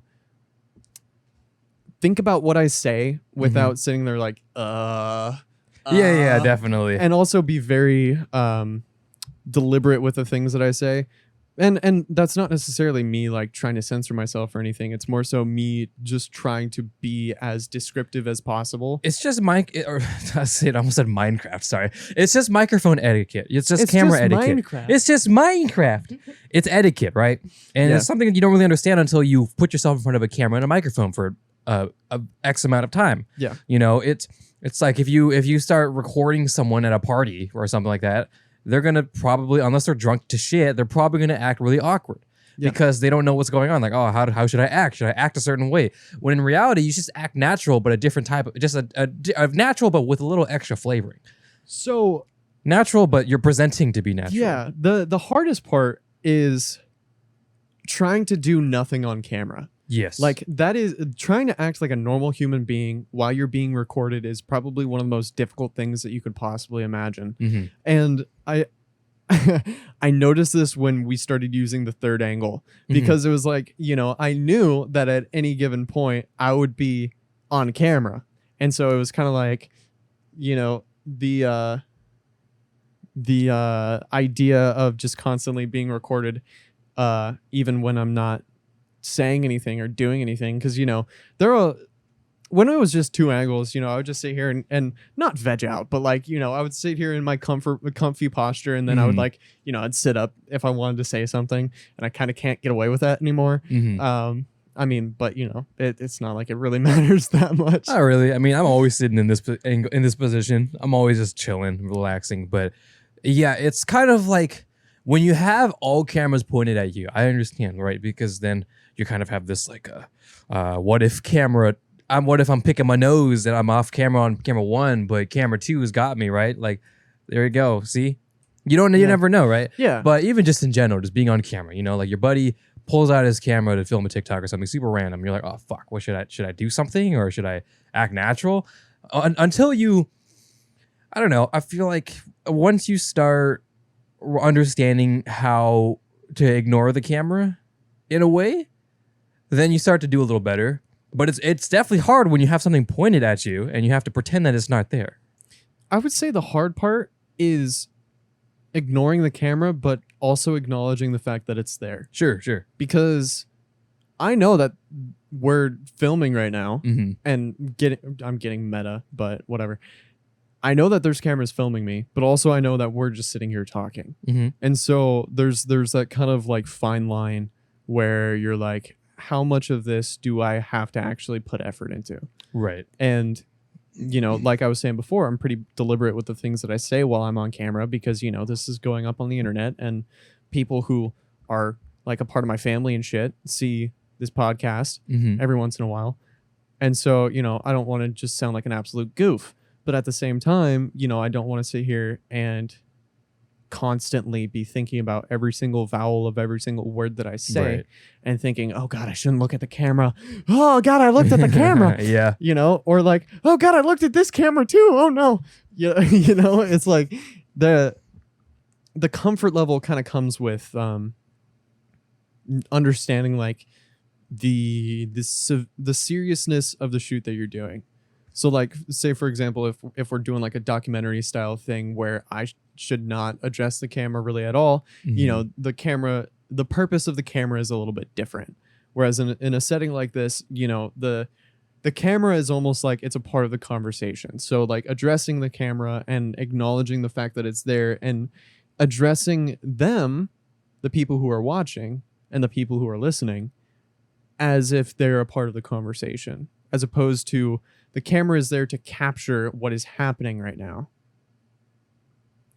It's hard to explain. It sounds like I'm going crazy because I said the camera is a part of the conversation, just like a bunch of shit like that. But imagine the cameras as just other people in the group, you know, just kind of like they're the people that don't really talk a lot, but they're in the group and having a time. Yeah, like your boy in high school. No, dude, that was me. That was 100% me. You know, it's like there's nothing wrong with being those people, but it's just kind of imagine that they're them. Imagine you're at the party and you came with your boys, and some people that you knew kind of enter the group and they're just kind of having a time. Yeah. And you came with your boy, so you're just kind of having a time with your boy, and that's kind of how it is. And they're just there enjoying the show, enjoying us being super fucking stupid, right? You know, it's always a good time. How it always is. Usually how it goes. So just kind of imagine that. You know, there's just two other people in the group, or one other person in the group, or three other people in the group. I don't know. Yeah. It's definitely a hard thing to swallow. I mean, I know when I recorded those documentary videos about my grandfather with my aunts, you know, it was kind of like, there's gonna be a camera pointed at you and a mic. Just don't look at the camera. Just kind of, you know, look towards me if you need to. Pretend the camera's not there. It's really hard to preface that, and I think we explained it before. It's like, do I mention that the camera's there and not to look at it? Would that be better than just never telling them at all, so they never think about it? You know, what is the correct way? And the only correct way is just to be used to being in front of a camera. Yeah. So you just understand how it works. Like you have the second nature, this muscle memory of camera etiquette, of how to speak into a camera or how to speak into a microphone, so you're not too far away from the mic whenever you need to. If I don't have headphones right now and I don't know if I'm speaking in front of the microphone, how do I know I'm actually being recorded, right? Different types of ways of understanding how professional equipment works so that you can use it even without thinking about it. Yeah.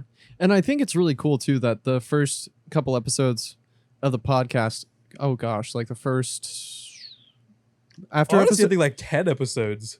Yeah, it was like the first 10 episodes we didn't have headphones. And so there was like that almost that subconscious of like, I know that I need to be speaking into the microphone because I've used a microphone. I've used a microphone that has the like makes it so that I can hear myself. Yes. But also at the same time, I'm aware that like this is how it's supposed to sound. And so even with my headphones off, I know what it's supposed to sound like. And so I'm not surprised when I take off my headphones and I stay in the same spot, or like I move around and all that kind of shit. And then just like naturally I go back to the spot where I can put my headphones on and it's not any different. It just takes time, and it's a very odd and obscure skill to have. I mean, normal people don't have a USB or XLR microphone right in front of their face with headphones plugged into an audio interface that allows zero latency monitoring. Normal people don't have that. If people do have a microphone and headphones, it's probably like a Blue Yeti sitting on the middle of the table right in front of their keyboard while they're going, you know. But, you know, a lot of people it's just not really the normal thing that people do. And especially not a broadcast microphone like this where you have to be in front, like a super... Not a card or a dynamic microphone, rather, right? Yeah. Where you have to really be in front of the microphone, because even if I take a couple inches back, that change you can't. I'm basically gone, I'm like it's as if I was like 10 feet away. Yeah. It's really interesting. The threshold of where the levels start to like fade away is very exponential. So like, you know, you don't want to be like sitting here touching the microphone with your face the entire time, because it starts to make your voice sound a little bit weird. And so what I found is like, you know, I'll make it so that my chin is like barely not touching the mic. And the way that I have it set up is very deliberate so that I know how far away the mic is from my face so that I can goof around, do whatever, go back to that neutral home, that home position of, okay, I know exactly where the mic is right now. I know exactly what my framing looks like right now. I know that if I face this way, then the camera's going to look like this. And that just comes with us, well, first of all, us doing this for a long time. And also the fact that I've been in front of a camera for probably like 5 years. You know, it's like I'm just kind of used to it now. And you know, I'll go and ride at the skate park with Andy and Jackson and all the boys, and then Andy will be like, "Oh yeah, I'm gonna shoot a video," and I'm like, "Okay, cool." You know, if I'm not the one shooting the video and they just put a camera in front of me, I'm like, I'm not gonna act any different because like, you know, I'm just gonna act natural, how I naturally do at the skate park, or like how I naturally do when I'm on camera, which is pretty much the same as I normally am. I'm just a little bit more stationary, I guess. I move a lot, and I'm sure that you guys can see, especially on the third angle, like you'll see my feet moving. You'll see a lot of that going on because that's just how I am. But you know, kind of being aware, but not like acknowledging it, I guess, is the best way to put it. Of just like where you are, how you sound, all that kind of shit. But just like those wedding videos, Zach, is just gonna come with experience. Right. You're gonna keep doing it, and then at some point you'll just get better at it. Because even me, when I started doing YouTube videos back in young Anuki channel days, you know, of course I was conscious of the camera. I mean, I shot with a webcam, with my MacBook webcam and my iPhone to record audio. You know, it's like I've done all sorts of things to get myself familiarized. Whoa, I don't know. I feel like I said that weird, but I'm not sure. Familiarized. There you go. I need to listen to that again. I feel like I said that really weird, but I'm not sure. You totally did. Familiar-wise. Did I say wow? That's what it was. Yeah. I felt like it was weird, but I wasn't sure because I was like, but I mean, you know, and I had headphones, but I couldn't hear myself because I didn't have an audio interface because I was recording on my phone. You know, so again, that home position is a great term you used. Kind of just like if you put yourself in a certain situation, like let's say you're framing yourself up for a YouTube video, right?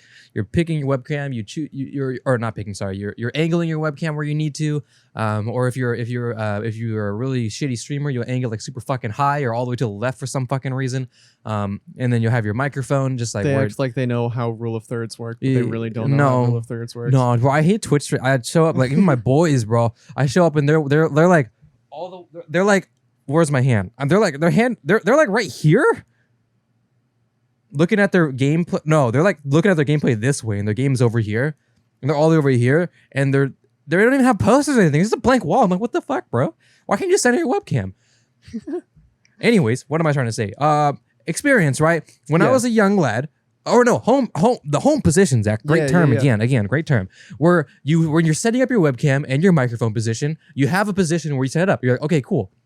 And then you record, I don't know, your live commentary, your gameplay, or whatever the fuck it is, right? And you're gaming, right? And then you might move around or you might get close or something. That's okay. But notice how as I'm moving the microphone as I go, like I'm not even thinking about it, Zach. It's just so natural that I move my microphone with me. But let's say you just have even if you just have a Blue Yeti just chilling right here, Zach, right? And it's recording everything or whatever, right? Now we're talking about webcam, right?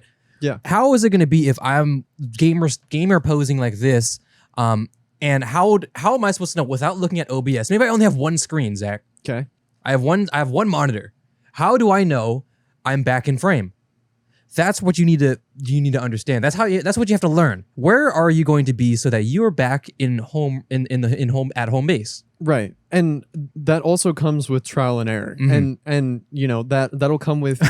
I just love this. I've never consciously just mentioned how I'm just so used to moving the microphone with me. See, it's so funny because I will kind of use the microphone as like an anchor point. So I'll move around. Yeah, basically. The anchor point is right here and I rotate with it. This is the anchor point in Photoshop. I rotate with it. No, so I'm kind of the opposite. Like I use the mic as the anchor point and then I will move around. Oh, yeah. But yeah, me too. My head will stay in the same place. Yeah, it's pretty stupid when you think about it, but you know, it's that's what I'm talking about. Etiquette. Yeah. The microphone etiquette or the camera etiquette, because you know, like we've joked around like this all the time where, you know, You don't want to be gamer stanced. I don't want to mess with the Well, mic. that's not gamer stance. Gamer stance is this. Well, yeah.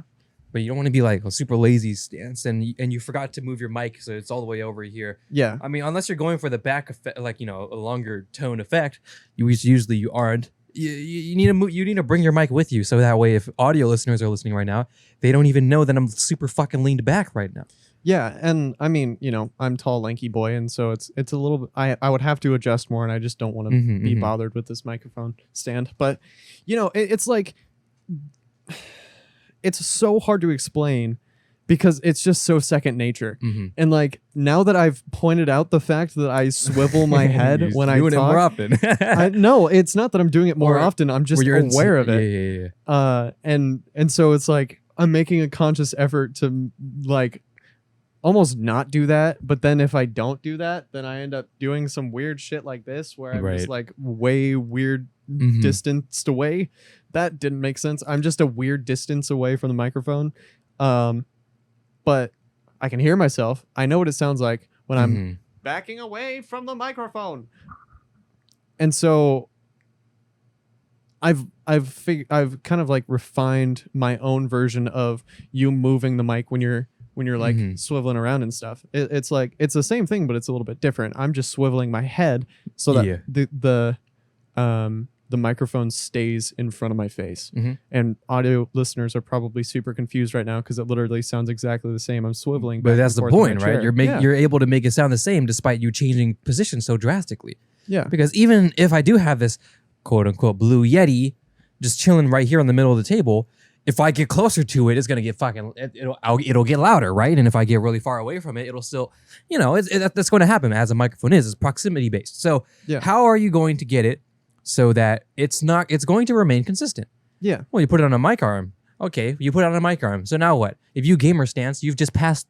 If I gamer stance, I've just passed the microphone, Zach. Yeah. What am I going to do? How do I? You know, you learn these things as you make videos or something or a stream or whatever, and you look back in the stream, you're like, oh, why the fuck did I do that? You know, and the audio sounded terrible here. Let me adjust it. You know, you can't just what, Zach? Oh, I'm just thinking. I am just thinking back of like my old Twitch streams where my mic was like back here, and it was a piece of shit toner mic.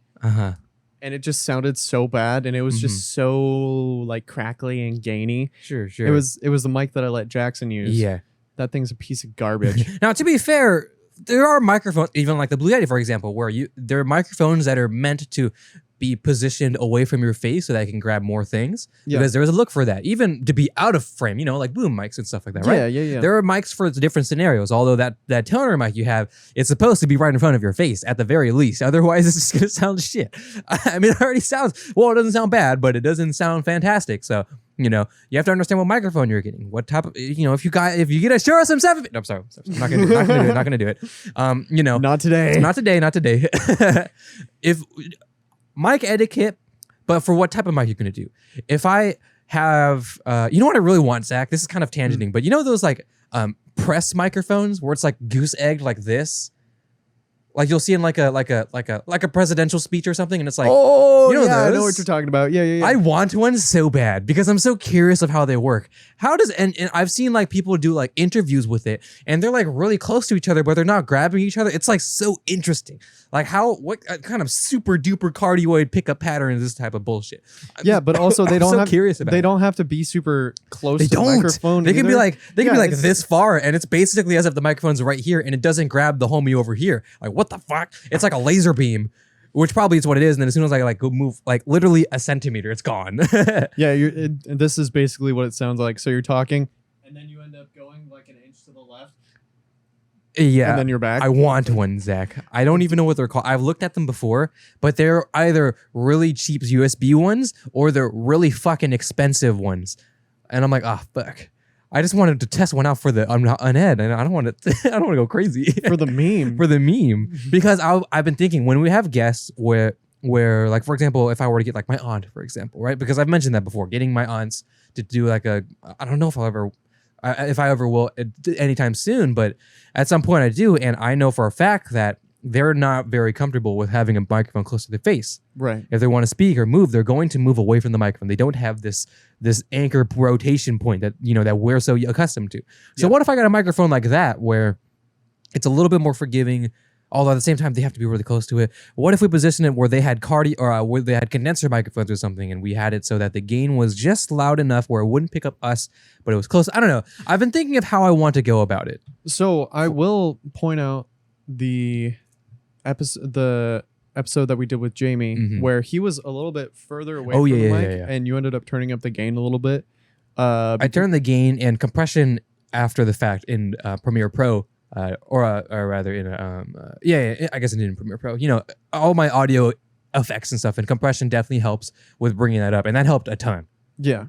So and so there are different tools that you can use to make that stuff a little bit easier, and especially for people who this might be the first time that they're sitting in front of a microphone. And I kind of forget about that, and I forget about the first time that I ever did something like that, because that was like a really long time ago.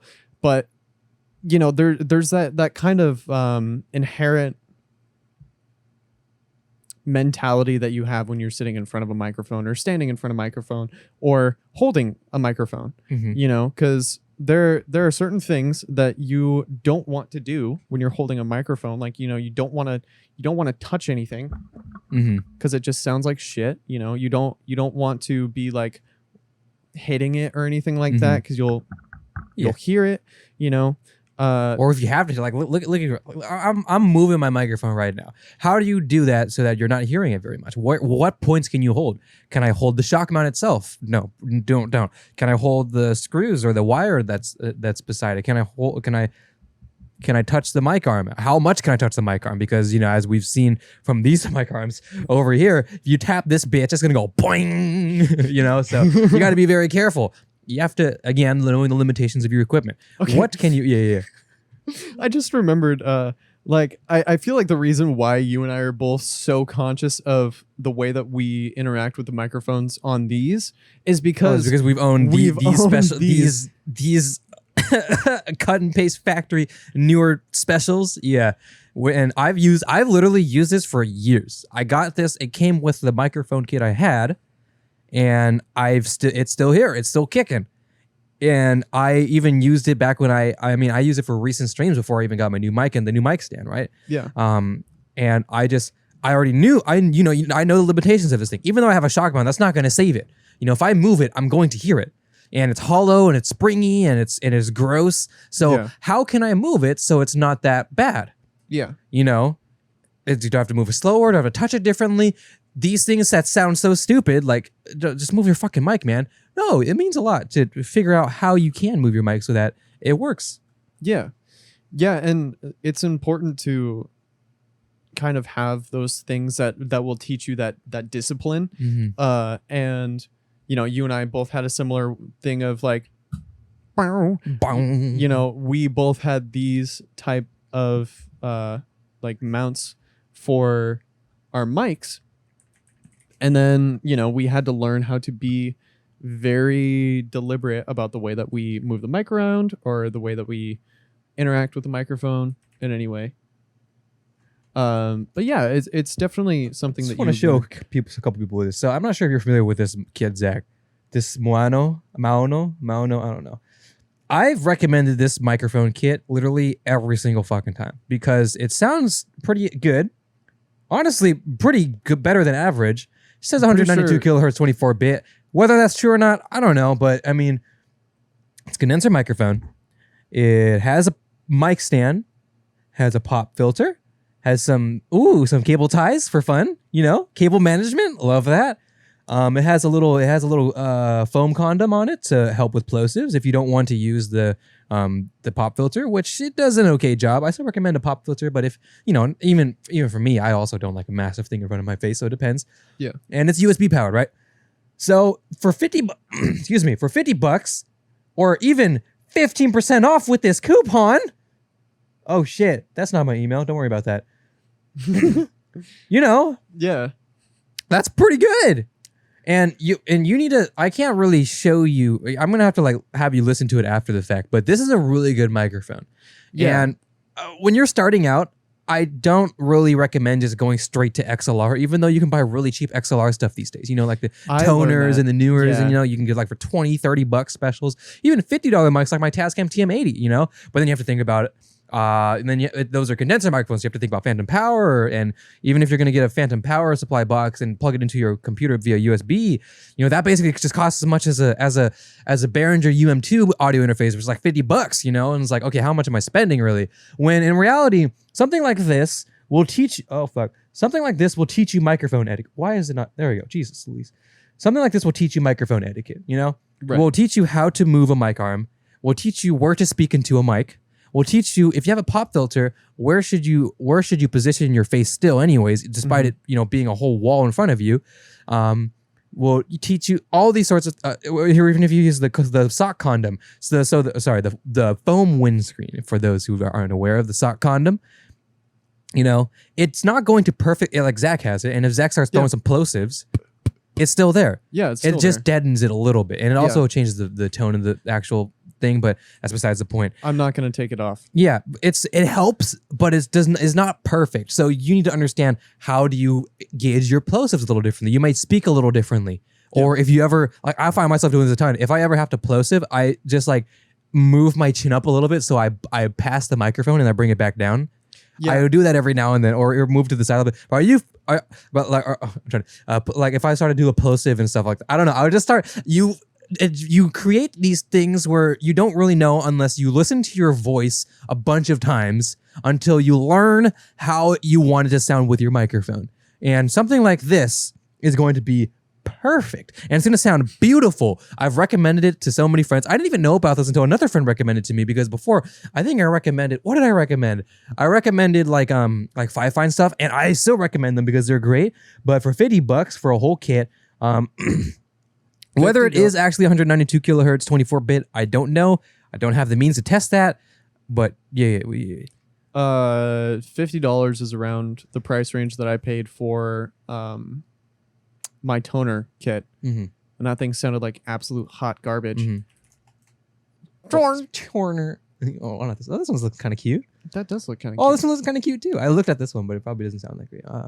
Let's say this one for this. This one looks a little. Fuck off. This one looks a little cooler, but let's just say this one for example, right? Oh, it's USB. Fuck. Okay, let's just go like toner XLR. Here we go. Microphone tests. Here you go. Not that one. That one's $50.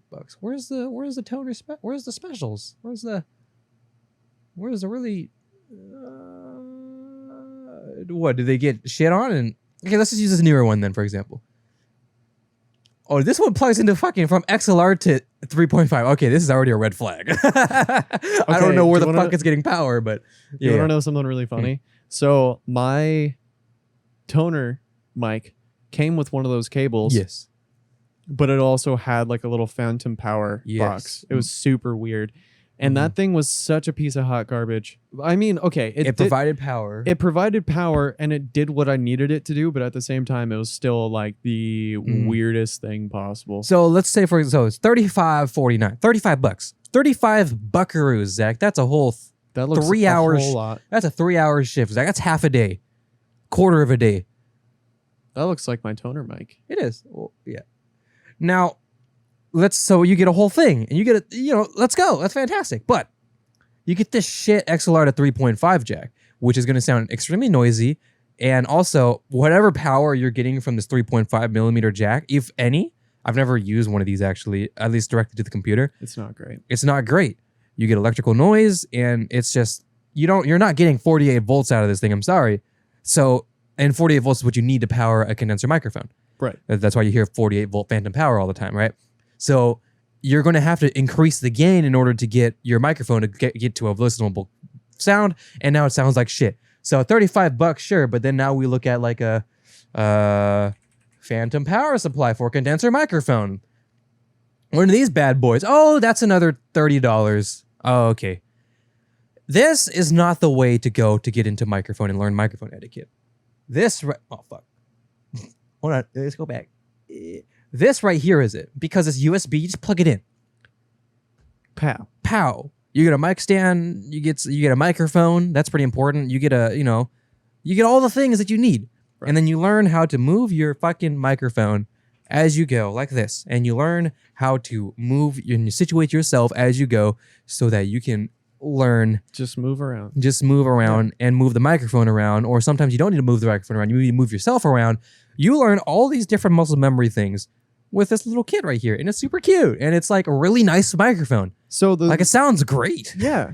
And I think you and I both kind of do two different versions of the same thing. Mm-hmm. Where we both are trying to make sure that the microphone is situated an appropriate a distance from us. Mm-hmm. But you and I both do it in different ways. Like you will bring the microphone to you. Mm-hmm. And then I will kind of bring myself to the microphone and use that as like an anchor point for me to move around and shit. But like, you know, if I'm sitting here getting really emotionally invested in what you're talking about, and I'm like, oh yeah, Arthur, that's really cool, that's fantastic, I love that, and then you know I go into gamer slump mode, it's like I'm excited to see what the audio sounds like for that. It'll sound the exact same. There will be no difference. Yeah, because you did a good job with that, and all my post processing will clear it. So it's like, you know, you can really move around a lot with the microphone. You can move around with your posture in the chair. You can really start to be creative with it. And for those of you who don't see me right now, the audio listeners who are always perpetually confused, sorry, not sorry. I'm moving around like an absolute madman right now. And I don't know if you guys can even tell, like, did you hear that tiny little sound of me moving the microphone? And now it's not there anymore because like you can hear the chair creaking, but you can't hear the mic moving. I don't know how this turned into us talking about like microphone. Oh, I'll talk about being on camera, right? Yeah. You know, these type of things where it's like, I feel like it's more of a justification and then also just an explanation. Bars. Yeah. You know, it's just kind of like, what advice can we give to someone else? What advice can we give to someone who doesn't really understand it? Because there's even still streamers that don't necessarily quite get it. And it's not, maybe it's not even because, you know, they're just bad at being streamers, but maybe it's just get better. Maybe it's just because they never really thought about microphone etiquette. Yeah. Because, you know, they don't really, maybe they just stream all their life, but they never look back at their streams or anything, or, you know, something like that. How can you improve your microphone without just shelling out a bunch of fucking money? Well, you can just improve the way you speak into it. Instead of having a microphone all the way over here and increasing the gain by 12 decibels, you can bring it closer, decrease the gain so your fucking loud-ass computer isn't turbining into your microphone, or the AC unit you have going in the back isn't getting in as much, you know? Get it closer to your microphone and lower the gain. How do you get it closer? Closer to your mouth. How do you get closer to your mouth? Get a mic stand. Oh, but the Rode mic stand, the PSA 1 is like $100, but this is like $10. If that. It's probably like $12 and there's a fucking coupon or some shit that you could tack on. This will do it. And also fuck, I lost it. I had a thought. Hang on. Keep going. Okay. I think microphones are so good nowadays that you actually don't think that you need anything better than you think you do. I feel like I can word that better. You don't need what you think you need, because microphones these days are so good for the price that for USB microphones, let's not even go into XLR. Let's go into USB microphone. You're a streamer who is screaming really fucking loud, and you have gameplay going on, and they have an AC running in the background and a computer fan blowing, and they have music. Who the fuck cares how if you're using a $50 USB microphone or a $500 dynamic microphone? Right. Who the fuck cares? Nobody can tell because there's so much things going on, and you're doing your best to be funny anyway, so it doesn't matter. As long as it sounds good, then that's all that matters. And you can get good sounding audio really easily nowadays. You get something like this, or you know, maybe you are someone who, for whatever reason, you just don't have maybe the space for, or maybe depending on your workflow or your workspace, you don't have the ability to own a mic arm or something. Although I argue that, well, mic arms is supposed to be for those scenarios so that you can position a microphone in front of your face no matter what kind of desk circumstance or living space around you if there is. But let's say that much, right? Let's look for like a, I don't know, 5 fine. Oh shit, maybe even one of these. Oh, not the 6-7. Oh, the 6-7 is really nice. This is basically like if you were to get a Blue Yeti, get this instead. Anyways, I think it's the 667. No, let me just say 5 fine, Mike, and then y'all will know exactly what I'm talking about. Yeah, one of these things. You seen this thing, Zach? I have. Yeah. It's pretty great. USB, I think it's only 16-bit, probably like 48 kilohertz. Here's the thing, Zach. These numbers, Zach, don't mean very much because you know what we're recording in right now, Zach? 48 kilohertz. So what does 192 mean? And it's like, now when we put it into YouTube and Spotify, that changes. Now we're going to 192 and all these sorts of things. But when you're streaming, I'm pretty sure streaming caps out like 48 or actually it might go to 256, but even like a 48 or 46.1 or whatever it is, you know, you got to be careful with these numbers that you think you need. When you really just need something like this, $30, there's a mic stand, there's a USB, there's a volume dial, and all you have to do is talk towards it and you get good audio. Like this is the microphone that I would tell people to get if they just need a microphone to not be in front of their face for whatever reason. Maybe this is not what they're going for. They want to put it on their desk. Sure, go ahead. Get this one. Don't get a Blue Yeti or a Blue Yeti X or a Nano or whatever the fuck. Those are way too expensive because the audio is going to sound shit anyways if it's this far away from your mic or from your face. If it's all this, nope, this one. This guy right here that we keep using as an example.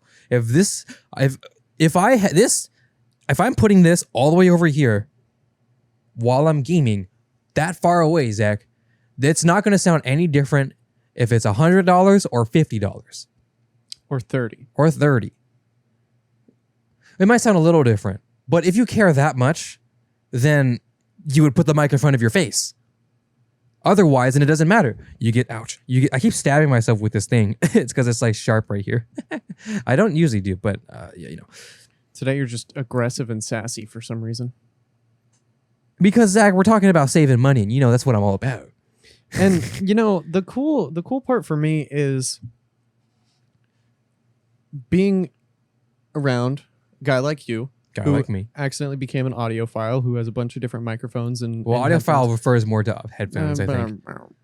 Yeah, you get what I'm saying. Like you started getting more mics and all that kind of stuff, and just testing out budget options. Like these are very good. Those are very good. Even this one, I consider this budget as far as podcasting goes. Okay, dude, I used that microphone in my podcast, in my Streamy Boy yesterday, and it sounded great. Yeah, it's just like, and that's $100. Like, dude, microphones, $100. I think that's perfect. Because okay, let's say something like this, Zach. Right? Amazon Basics. No, this one is the Audio Technica one. But let's say the Amazon Basics one.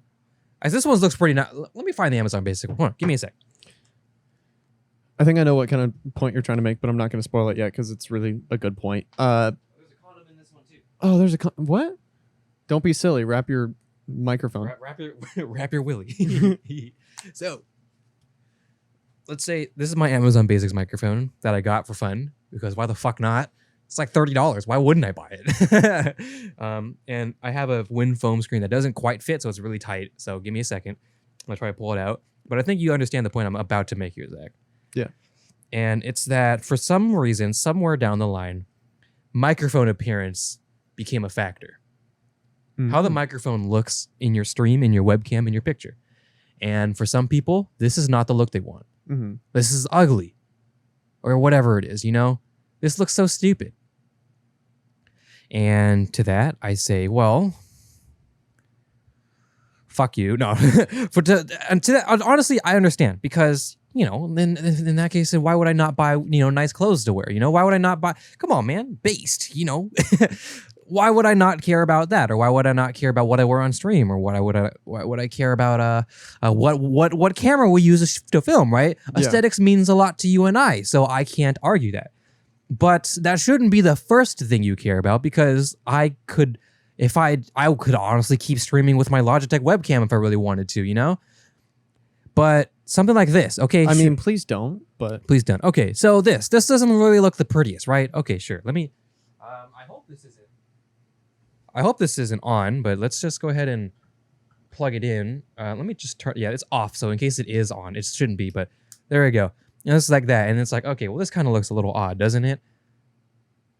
But what does it sound like, Arthur? What does it sound like? Well, I mean, I can't test it right now, but it sounds pretty fine. Should I just test it, Zach? Go for it. Should we go for it? Okay, give me a second. I'm just gonna, I'm gonna pause. Okay, so right now you're listening to, the Shure M57, right? Yes. Right. Okay.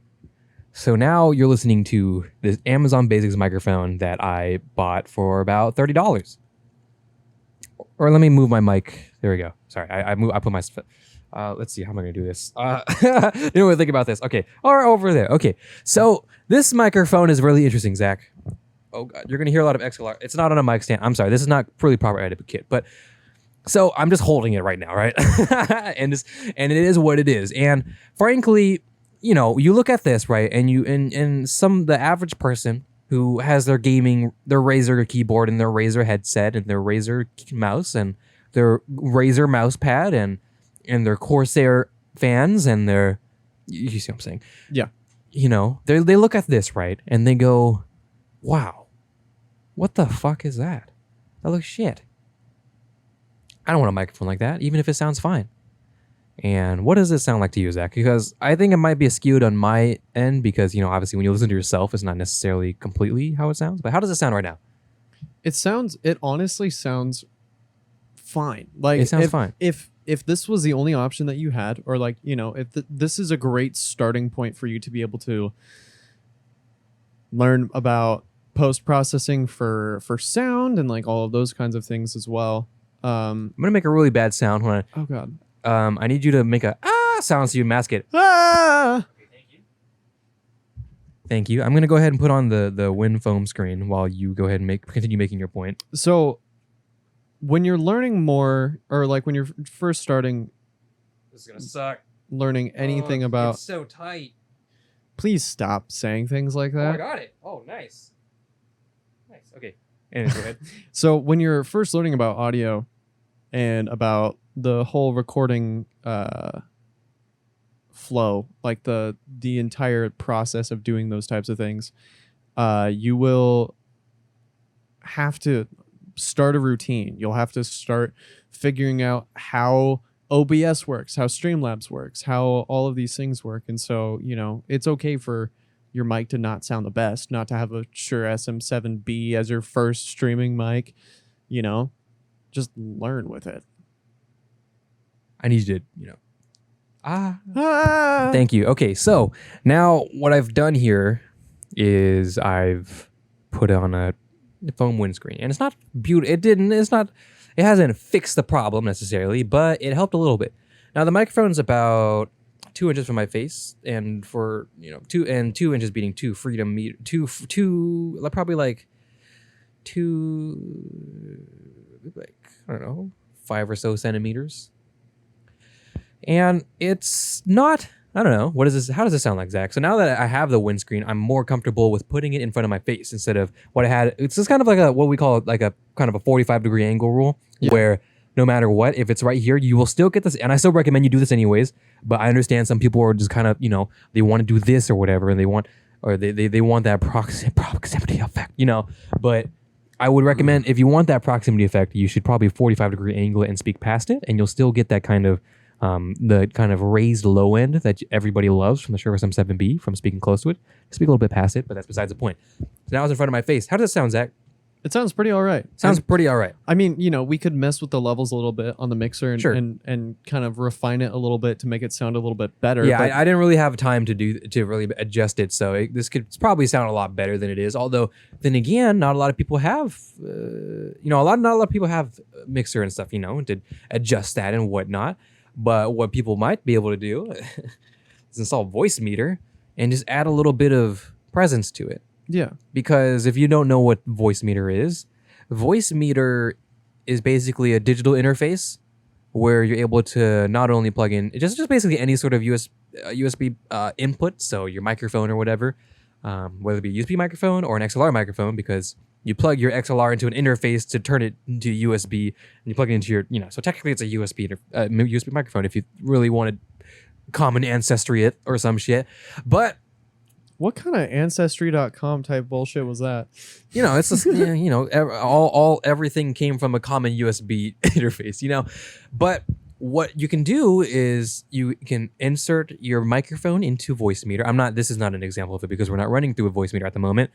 And then you can it's not necessarily an EQ. It's more of just like you add bass to it in a really weird graph that I don't really understand necessarily. But you've probably seen the videos where it's like how to turn your blue snowball into a studio mic or something like that. Just look up how to just those type of videos, Voicemeeter videos, add a little bit of bass. So you add a little bit of a presence to this microphone and you hear the p, you got that. So that's why we do the 45-degree angle and that sounds a lot better. So you have that, and now this already sounds like a pretty nice microphone as a first-time microphone. There's a bit of noise in the, a little bit of a hiss-ish, but what are you going to do? It's $20 or $30. Zach, what are you going to do? It doesn't even come with, it comes with the XLR to 1/4-inch jack rather than the 3.5, so that might be better as far as like sound-wise, and since it's a dynamic microphone, it doesn't need a 48 volts of power. So you can just plug it straight into whatever interface you have, and although most interfaces have a 48. Anyways, that's besides the point, right? I think we made this we did this comparison before in the past. We have where I talked right through this, and I think it's just kind of like I have this $30 microphone, Zach. How do I get it to sound this good? How do I get it to sound like a microphone that people would want to listen to, that people would enjoy to listen to?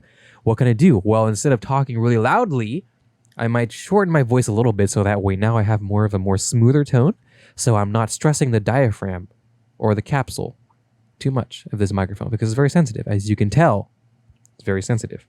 So maybe I might do that. And I really like the Shure SM7B. I love the Shure SM7B. I like the Shure SM7B so much, you talk really close to the microphone, probably like an inch or two away, which I wouldn't necessarily recommend. I'd still kind of put it around here, maybe like 4 inches ish. But if you really want that proximity effect, you do that. And instead of having it in front of your face, you move to the side a little bit, and that's fine. And there you go. You have a sound that's similar to the Shure SM7B. It doesn't have that warm, dark tone necessarily, but you have that effect.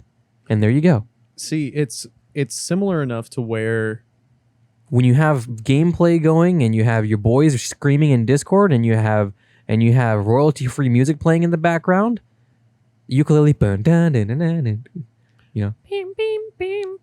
you have that going on, and you have in your popular, and you have some follower, your alerts going off and shit. Nobody can tell the difference. Whether because right now we're in an unfair environment right now. We don't have environment. We don't have music playing. We have an AC playing in the background. This is not the best environment for this microphone. But if you just need a microphone to just kind of learn how to use a dynamic microphone for the first time. If you don't know what a dynamic microphone is at all, and maybe you probably shouldn't buy a Shure SM7B. Don't even buy something like this. Buy something like the Shure's own SM48, which will look pretty similar to this microphone. You buy one of these condoms that might come with a mic stand like this. It might come with one of these foam windscreens. The Shure SM48's I think it's last time I checked, it's like $39.99. And it's going to sound pretty, I think it'll sound better than this. I'd buy that over this, personally. But, I really just bought this mic just to see what it can do. For $30, what are you going to get out of it? And what can you do to get it better? That's basically what I'm trying to get at, right? Right. So yeah, that's all I have to say. I need you to, where's the switch? Okay, thank you. Okay, cool. Now, what did that tell? What are we getting at here, Zach? Am I trying to say that, you should go out and buy an Amazon Basics microphone? No. Am I trying to say that you should go out and learn about how dynamic microphones function versus condenser microphones? Maybe. What I want you to actually understand is what kind of microphone do you need? You know what we call that here, Zach? Use That's what we case. call it here. What kind of microphone do you want? Use case. Do you need something like this, where you're gonna? Where's my mouse? There it is. You're gonna plop it on the side of your keyboard or your monitor and talk, and because you have such a charismatic, energy that nobody cares. You're just fantastic. You're a fantastic streamer, YouTuber, and they just want to be there because they enjoy your content. Yes. Maybe this is all you need in life. I would deter you from it because because you're gonna hear a bunch of this. But maybe that's okay. Maybe that's part of the maybe that's part of the I know some streamers where part of their lore is just their loud ass keyboard. It's just Or their keyboard is just intentionally loud just because it's funny. yeah. And they're like This is freaking clicking away, and they're like keyboard pog, it's just this is kind of log keck and keck W's and shit, like it's different environments, right? But I still recommend you look more toward keybinds. You look more towards something like this, where it can teach you how to use a microphone in a microphone setting, where a microphone you may end up in a scenario where you are not always in front of the microphone. You have to put the microphone to you, or you have to bring yourself to the microphone. Yeah. Depending on the scenario, this will teach you that. And for $50 with a 15%. What's 15% for $50? That would be about $7 or so off. So now we're looking at $42. Math, $43, sorry. Why not? This is a great microphone. $43. And I implore you to try it out if you don't have a microphone. If you think what you needed was a Shure SM7B, if you think what you needed was a Blue Yeti, if you think what you need is a 1DX Mark II by Canon, if you think what you need is a 16 to 35 f1.8 for your Rebel T3i, I implore you to try looking at other things. I think the overarching theme of today's episode is just talking about the introduction into different hobbies that you and I are into. I think what I'm not trying to do is necessarily save you a buck on end game gear. That's not what we're here for. That's not what this is. What this is how do you get yourself into inevitably getting that Shure SM7B? Yeah. Like, what are the steps that you're going to take before that? And how are you? What steps need to be taken between here and here? And it's a similar thing between, this microphone and that microphone and that microphone and the one that you have sitting in your gaming setup right now. Like the idea that, as cliche as it sounds, it's not always about the destination, it's about the journey getting there. So what types of things are you going to learn along the way as you're growing your kit, as you're learning more about audio equipment, learning more about microphones, all of those things? What stuff are you going to learn when you're trying to get there? So, it's like, it's really... If you're going to ask me, Zach, if you're going to ask me, and you're going to say, I'm going to only use USB microphones. Okay. And that's fine. Because, frankly, if you, like I said, and I painted the scenario of a streamer, a USB condenser microphone might be the only thing you ever need in life. So you try something like this out, and you might say, this might just be the mic I need just forever. Yeah. But if you need something better after you've tried this, the natural progression starts to happen. And I would say, if you had to ask me for some sort of end game result of USB microphones or whatever, I would say it's probably something like this, a Wave 3. So I would say, just because for $150 you get You can plug your headphones into this microphone, use it as a device, audio device. You have a dial buddy and a mute buddy, and it's really nice, because that's what comes with USB microphones. They're super cute and stuff, and they have a bunch of features on it. That's fantastic. It sounds great. It is an interesting form factor, but it's one that's really familiar as far as where you need to speak into and stuff. It looks cool in streams. There you go. There's a good factor for a lot of people. It looks great for your streams. And it comes with a really nice software where you can route stuff. So that's also a really good plus in my eyes, because that's the issue I've been dealing with forever. So for $150 to get something like that, maybe that RE320 was not the move, Zach. Maybe this was it, Right. See, the interesting thing is when you're talking about like, game chat with the homies, and or you're just like recording like funny moments type stuff, where you're not really too worried about the audio quality, or you feel like the audio quality of your microphone is not going to take away from the content that you're making. Dude, $150 for a really, really good USB microphone. I think that that's a really good deal, because like shit, my AT2020 and my audio box were like almost twice as much as that. Because maybe not twice as much, but audio box is like about $100, so about what is that, 25% ish more than this, $50 ish more, right? Yeah. And that's still kind of, in the grand scheme of things, that's still kind of like in the more budget range. And this is like a top of the line USB mic. And so if you're not really worried about like getting into XLR and all that kind of stuff, and upgrading all your stuff, and like, oh, this mixer has to last me for such and such amount of time. If you're not worried about that, then USB mics are the way to go. And that's what I was saying about camera gear. If you're okay with not having a viewfinder and just shooting video, like, dude, go for it. If you're okay with using EFM mount lenses and all of that kind of stuff and sticking with that form factor, then go for it. Like, the world is your oyster, dude. You can find so many different options that are within that price range. Aha. Ha-ha. It is $40. Yeah, the Shure SM48. Looks just like this Amazon Basics buddy that I'm not going to pull the sock off because it's too fucking hard. What about the Audio-Technica? It's black, so it doesn't count, it looks cooler.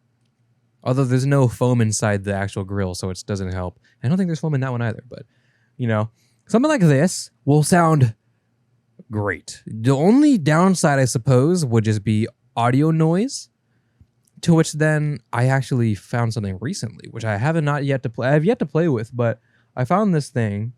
So you guys are familiar with something a little called cloud lifters? For your Shure SM7B. You get a look at a cloud lifter, $150, $150 for about 60 decibels of gain. And you're like, whew, geez Louise. Or let's look at a fathead. Let's look at a fathead, which will net you about, what the fuck? Oh, wait, hold on. No, fathead. What do you mean? I know what a fathead, Jesus Christ, come on. About $90 for, I think it's the same amount. Yeah, I think like 60-ish decibels of gain. Something like that. I don't know. It doesn't tell me. Of course it doesn't. All right, cool. Thank you. And these are great, but I found something recently where this little buddy, for 33 buckaroos, will get you about 25 decibels of gain. Oh, wow. And so let me explain what these things do. So these cloud lifters, fatheads, basically they are something that you add in between the chain of your microphone and your XLR cable. So you plug your XLR cable into this, or you plug this into your mic and then your XLR cable into this, and it adds 25 decibels of gain without bringing the noise floor with it. Now, you think about the Shure SM7B that needs 60 decibels of gain, and you're like, well, fuck, that's a lot, and I don't really, that means I need like a cloud lifter or a fed head, and that's costs really expensive. But then you think about, what if you were to take a microphone, or you were to take an audio source, you put it into Premiere Pro or Sony Vegas, and you add 25 decibels of gain. You know how loud that is, Zach?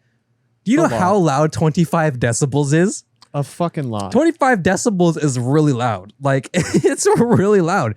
And, you know, it's something where I would barely even add like 6 decibels of gain, let alone like 9 to 12 if I need to, which is what I do for this show. And basically what I would implore is get something like this where it's only 25 decibels of gain. It's not fantastic. But if you're able to do that, plug it into your own Shure SM7B and just be comfortable with cranking the gain dial just a little bit. So frankly, I'm gonna be straight with a lot of y'all. If you have a decent audio interface, like let's say a 2i 2/3 gen or something like that, right? Scarlett Focus, right? 2i 2/3 gen, and you have a Shure SM7B, and you plug it straight into your 2i 2/3 gen. If you put that thing to 100%, you can drive a Shure SM7B. It won't be amazing. You'll get some just a little bit, right? You'll get a little bit of artifacting, right? Mm-hmm. Just as it is because of preamping and shit, right? Bunch of nerdy shit. But you all are familiar with it if you've ever used a microphone before. So if you were able to get that 25 decibels quieter and still have the same volume, that already changed the game a lot. Yeah. And I've seen videos where they've used this exact thing, tested with the Shure SM7B, and they've been impressed with it. It's like, wow, I didn't really need the fat head or anything. I mean, now your gain is probably at like 80% now, maybe 90%. So it's not amazing, but that's already way more than 100%, or way better than 100%. Yeah. So basically, the point of what this rant is not to instead of buy the most expensive things, buy this instead.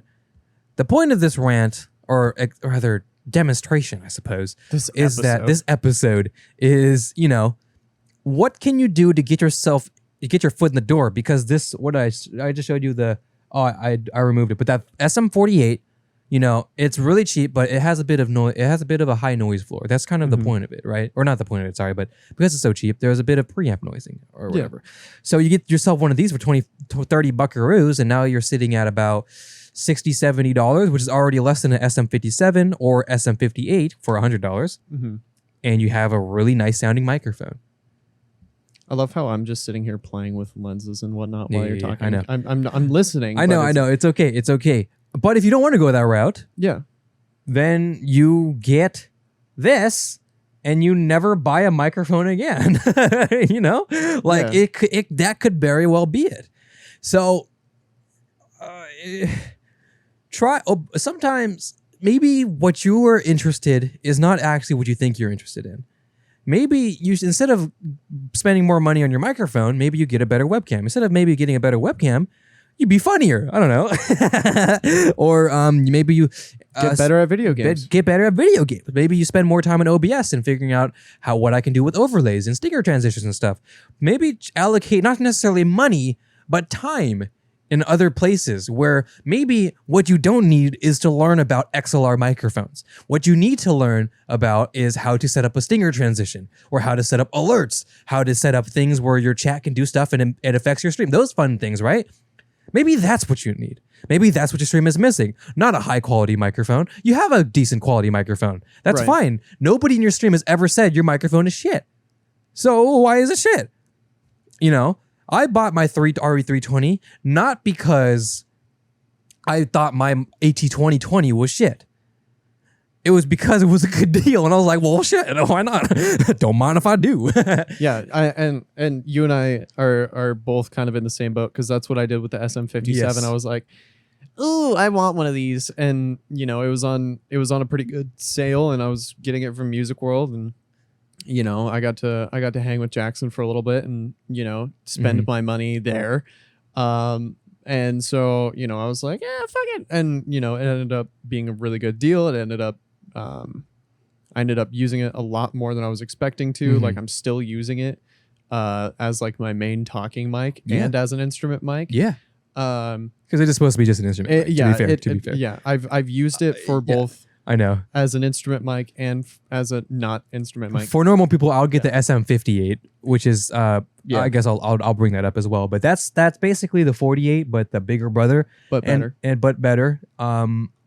Which tab? I guess we'll just do this one. I guess SM58. So yeah, this buddy right here, everybody's familiar. If you're into the audio space, you are familiar with this microphone because it's a fantastic microphone. 100 cold hard buckaroos. I'm tempted to get the SM58 just kind of for shits and giggles, just because I want it. Honestly, dude, it's just because, okay, so for someone who isn't into music and doesn't need an instrument microphone that can double as a vocal microphone, you get something like this, which is just a vocal microphone, right? And it will probably outperform it. I probably should have gotten that, but I was just interested in the 57, so I got this instead. I probably would have gotten the 58 instead.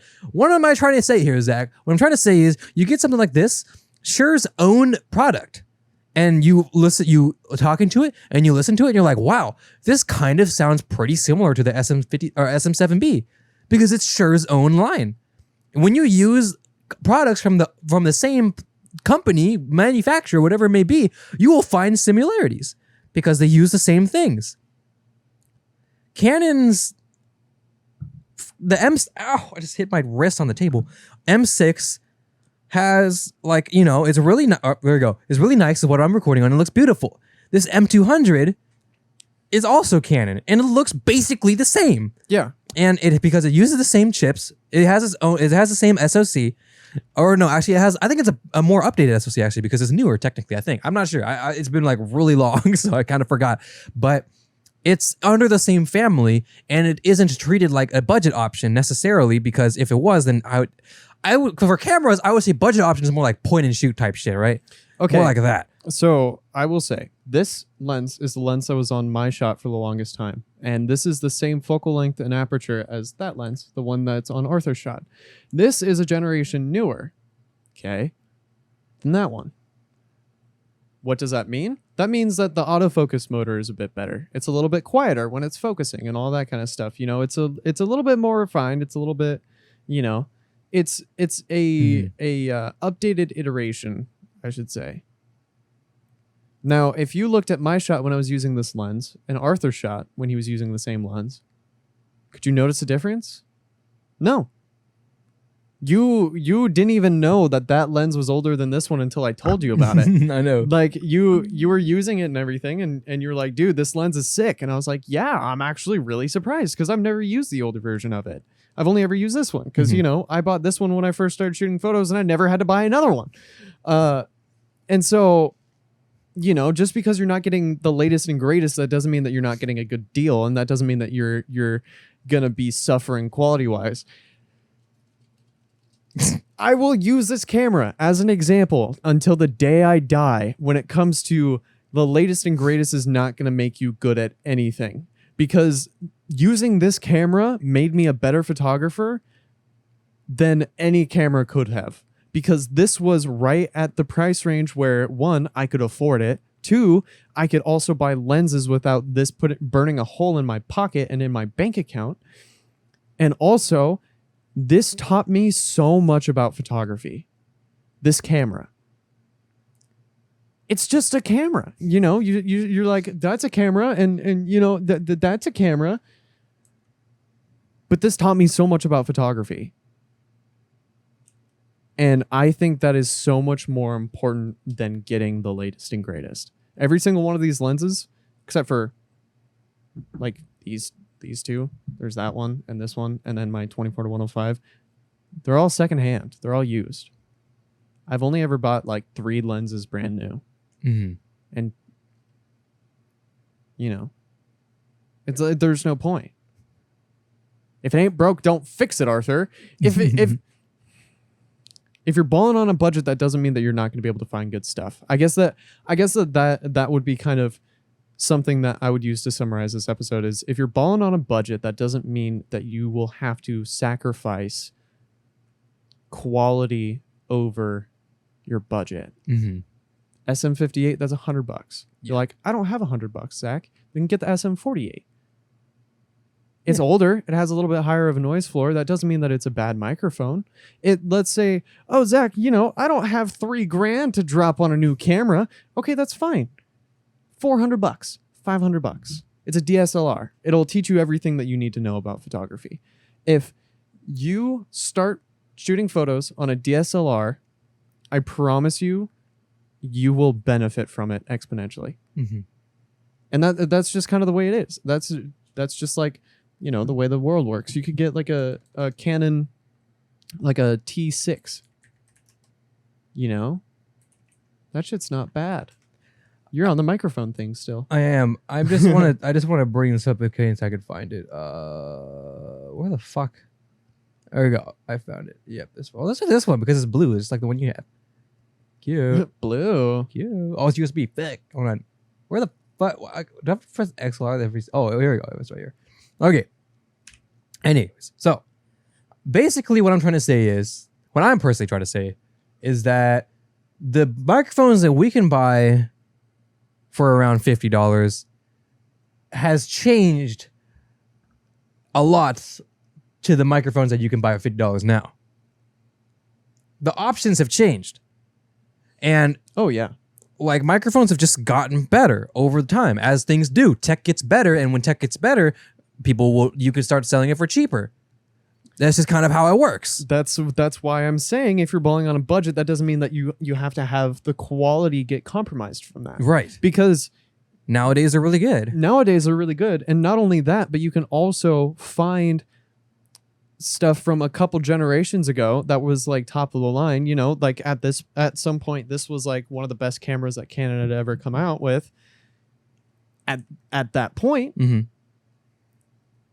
You know, now it's really, really affordable. And, you know, Sorry, I'm sorry. I couldn't find my phone. I couldn't find my mouse. Okay, keep going. You know, that is one of those things that you will find when you do a little bit of research on it. Mm-hmm. You know, like that's something that you will have to learn on your own, but it's a very valuable lesson. Time is way more valuable than money. Mm-hmm. I agree. Sorry, I just wanted to put you on the other side. Just do it because I felt like it was. Okay. Anyways. I think that's about it. I think it's just, you know, we're regurgitating everything we've been saying. So at this point, I think we should just probably close it there. For the Spark Notes, don't buy expensive things yet. Okay. Let me put a caveat to that. Yeah. Don't buy expensive things unless you know the reason why it's expensive. Yes. Okay. Don't think that buying budget is a bad thing, because it's not. And nowadays it's even better than you think. And sometimes the budget thing may end up being the gear that you end up with your lifetime. Who knows? You never know. Don't let your eyes be bigger than your stomach, basically. Yeah. And final disclosure, if you just want to spend a lot of money, you have that income, you have a hobby you really like or want to get into, and you're down, who the fuck cares what I think? And who the fuck cares what Zach thinks? Yeah. If you want to throw money at the problem, if you're capable to throw money at the problem, that's totally fine. Mm-hmm. Go for it, dude. You do it. You do you, boo-boo. Do it. If you want to have your own podcast like this, but instead of these mics, you have SM7Bs, fucking do it. Flex on my ass. Go ahead. Yeah. I will counter flex on your ass with better audio anyways. But, you know, you just... No, I'm joking. Just, you know... Yeah. Again, you know, why am I spending a lot of money on keyboards, Zach? Why have I bought a bunch of money on piano, Zach? Hobbyism. Woo! Just spend money. Economy, Zach. Look at these lenses, Zach. So many things. So many thumbnails. things. Huh. Why? So just, you know. Oh, you good? All right. Yep. All right. Fantastic. One of those was mine. Wait, no, it wasn't. Never mind. I thought. I'm not going to put your lens in danger like that. I don't care. You know, just go for it. Have a time, you know? Just be like, I get what you're saying. If you understand what I'm saying, but still want to buy the super expensive stuff, then all power to you. Just at least understand what we were saying. Understand why we don't necessarily justify it immediately. If you understand that, and then you say, okay, but I'm still going to, then go ahead. You do you, boo-boo. You do you. That's honestly the true cliff notes. Yeah, the true summary is... The true summary is, this is, the information that we are providing is a way for you to get the best bang for your buck. And if that's not what you're looking for, if you're looking for the name brands, the Corsairs, the Razors, and you know, the whatever it may be, if you're looking for the Shure SM7Bs and you're down for that, you do you, boo boo. But if you're balling on a budget, there's a bunch of really good options out there. There's more options out there now than there ever has been. So, you don't need to spend $400 on a microphone for it to sound really good. Mm-hmm. And you don't have to spend $3,000 on camera lenses for you to be able to get some good pictures. And you don't have to spend any money at all to press the like button on this video. Shit! Let's fucking go! Yeah, we got links down below. We got coffee. We got Patreon. Sometimes Patreon. at some point. At some point in time, it'll be maybe there. if you're watching this. No, it's not gonna. Well, yeah. Whatever. Maybe if you're watching this in the future, you could go down there. Yeah, and Patreon's yeah. gonna be there. It will. There's going to be there is exclusive content for patrons only, which is super cool. If you guys find yourselves politically incorrect episodes. Whoa. If you guys find yourselves coming back on the regular, make sure to hit that subscribe button. If you enjoyed the video, hit the like. If you didn't like the video, there's another button there too. Yeah, we are posting twice a week, Monday and Wednesday. Monday and Wednesday. We're getting guests on more guests on than ever. It's going to be a lot of fun. Hell yeah. And we're just getting started. So come on, come drop by the Uneducation station and stay a while. Yeah, stop and stay a while. Grab some popcorn and a cup of coffee. I promise. Complimentary cookies. Yes, Uned cookies. That'd be so funny. Complimentary coffee. Link in the description. All right. Goodbye, everybody. Goodbye. Fade to black, maybe. Yeah. Oh, I haven't set it up for this one. I forgot.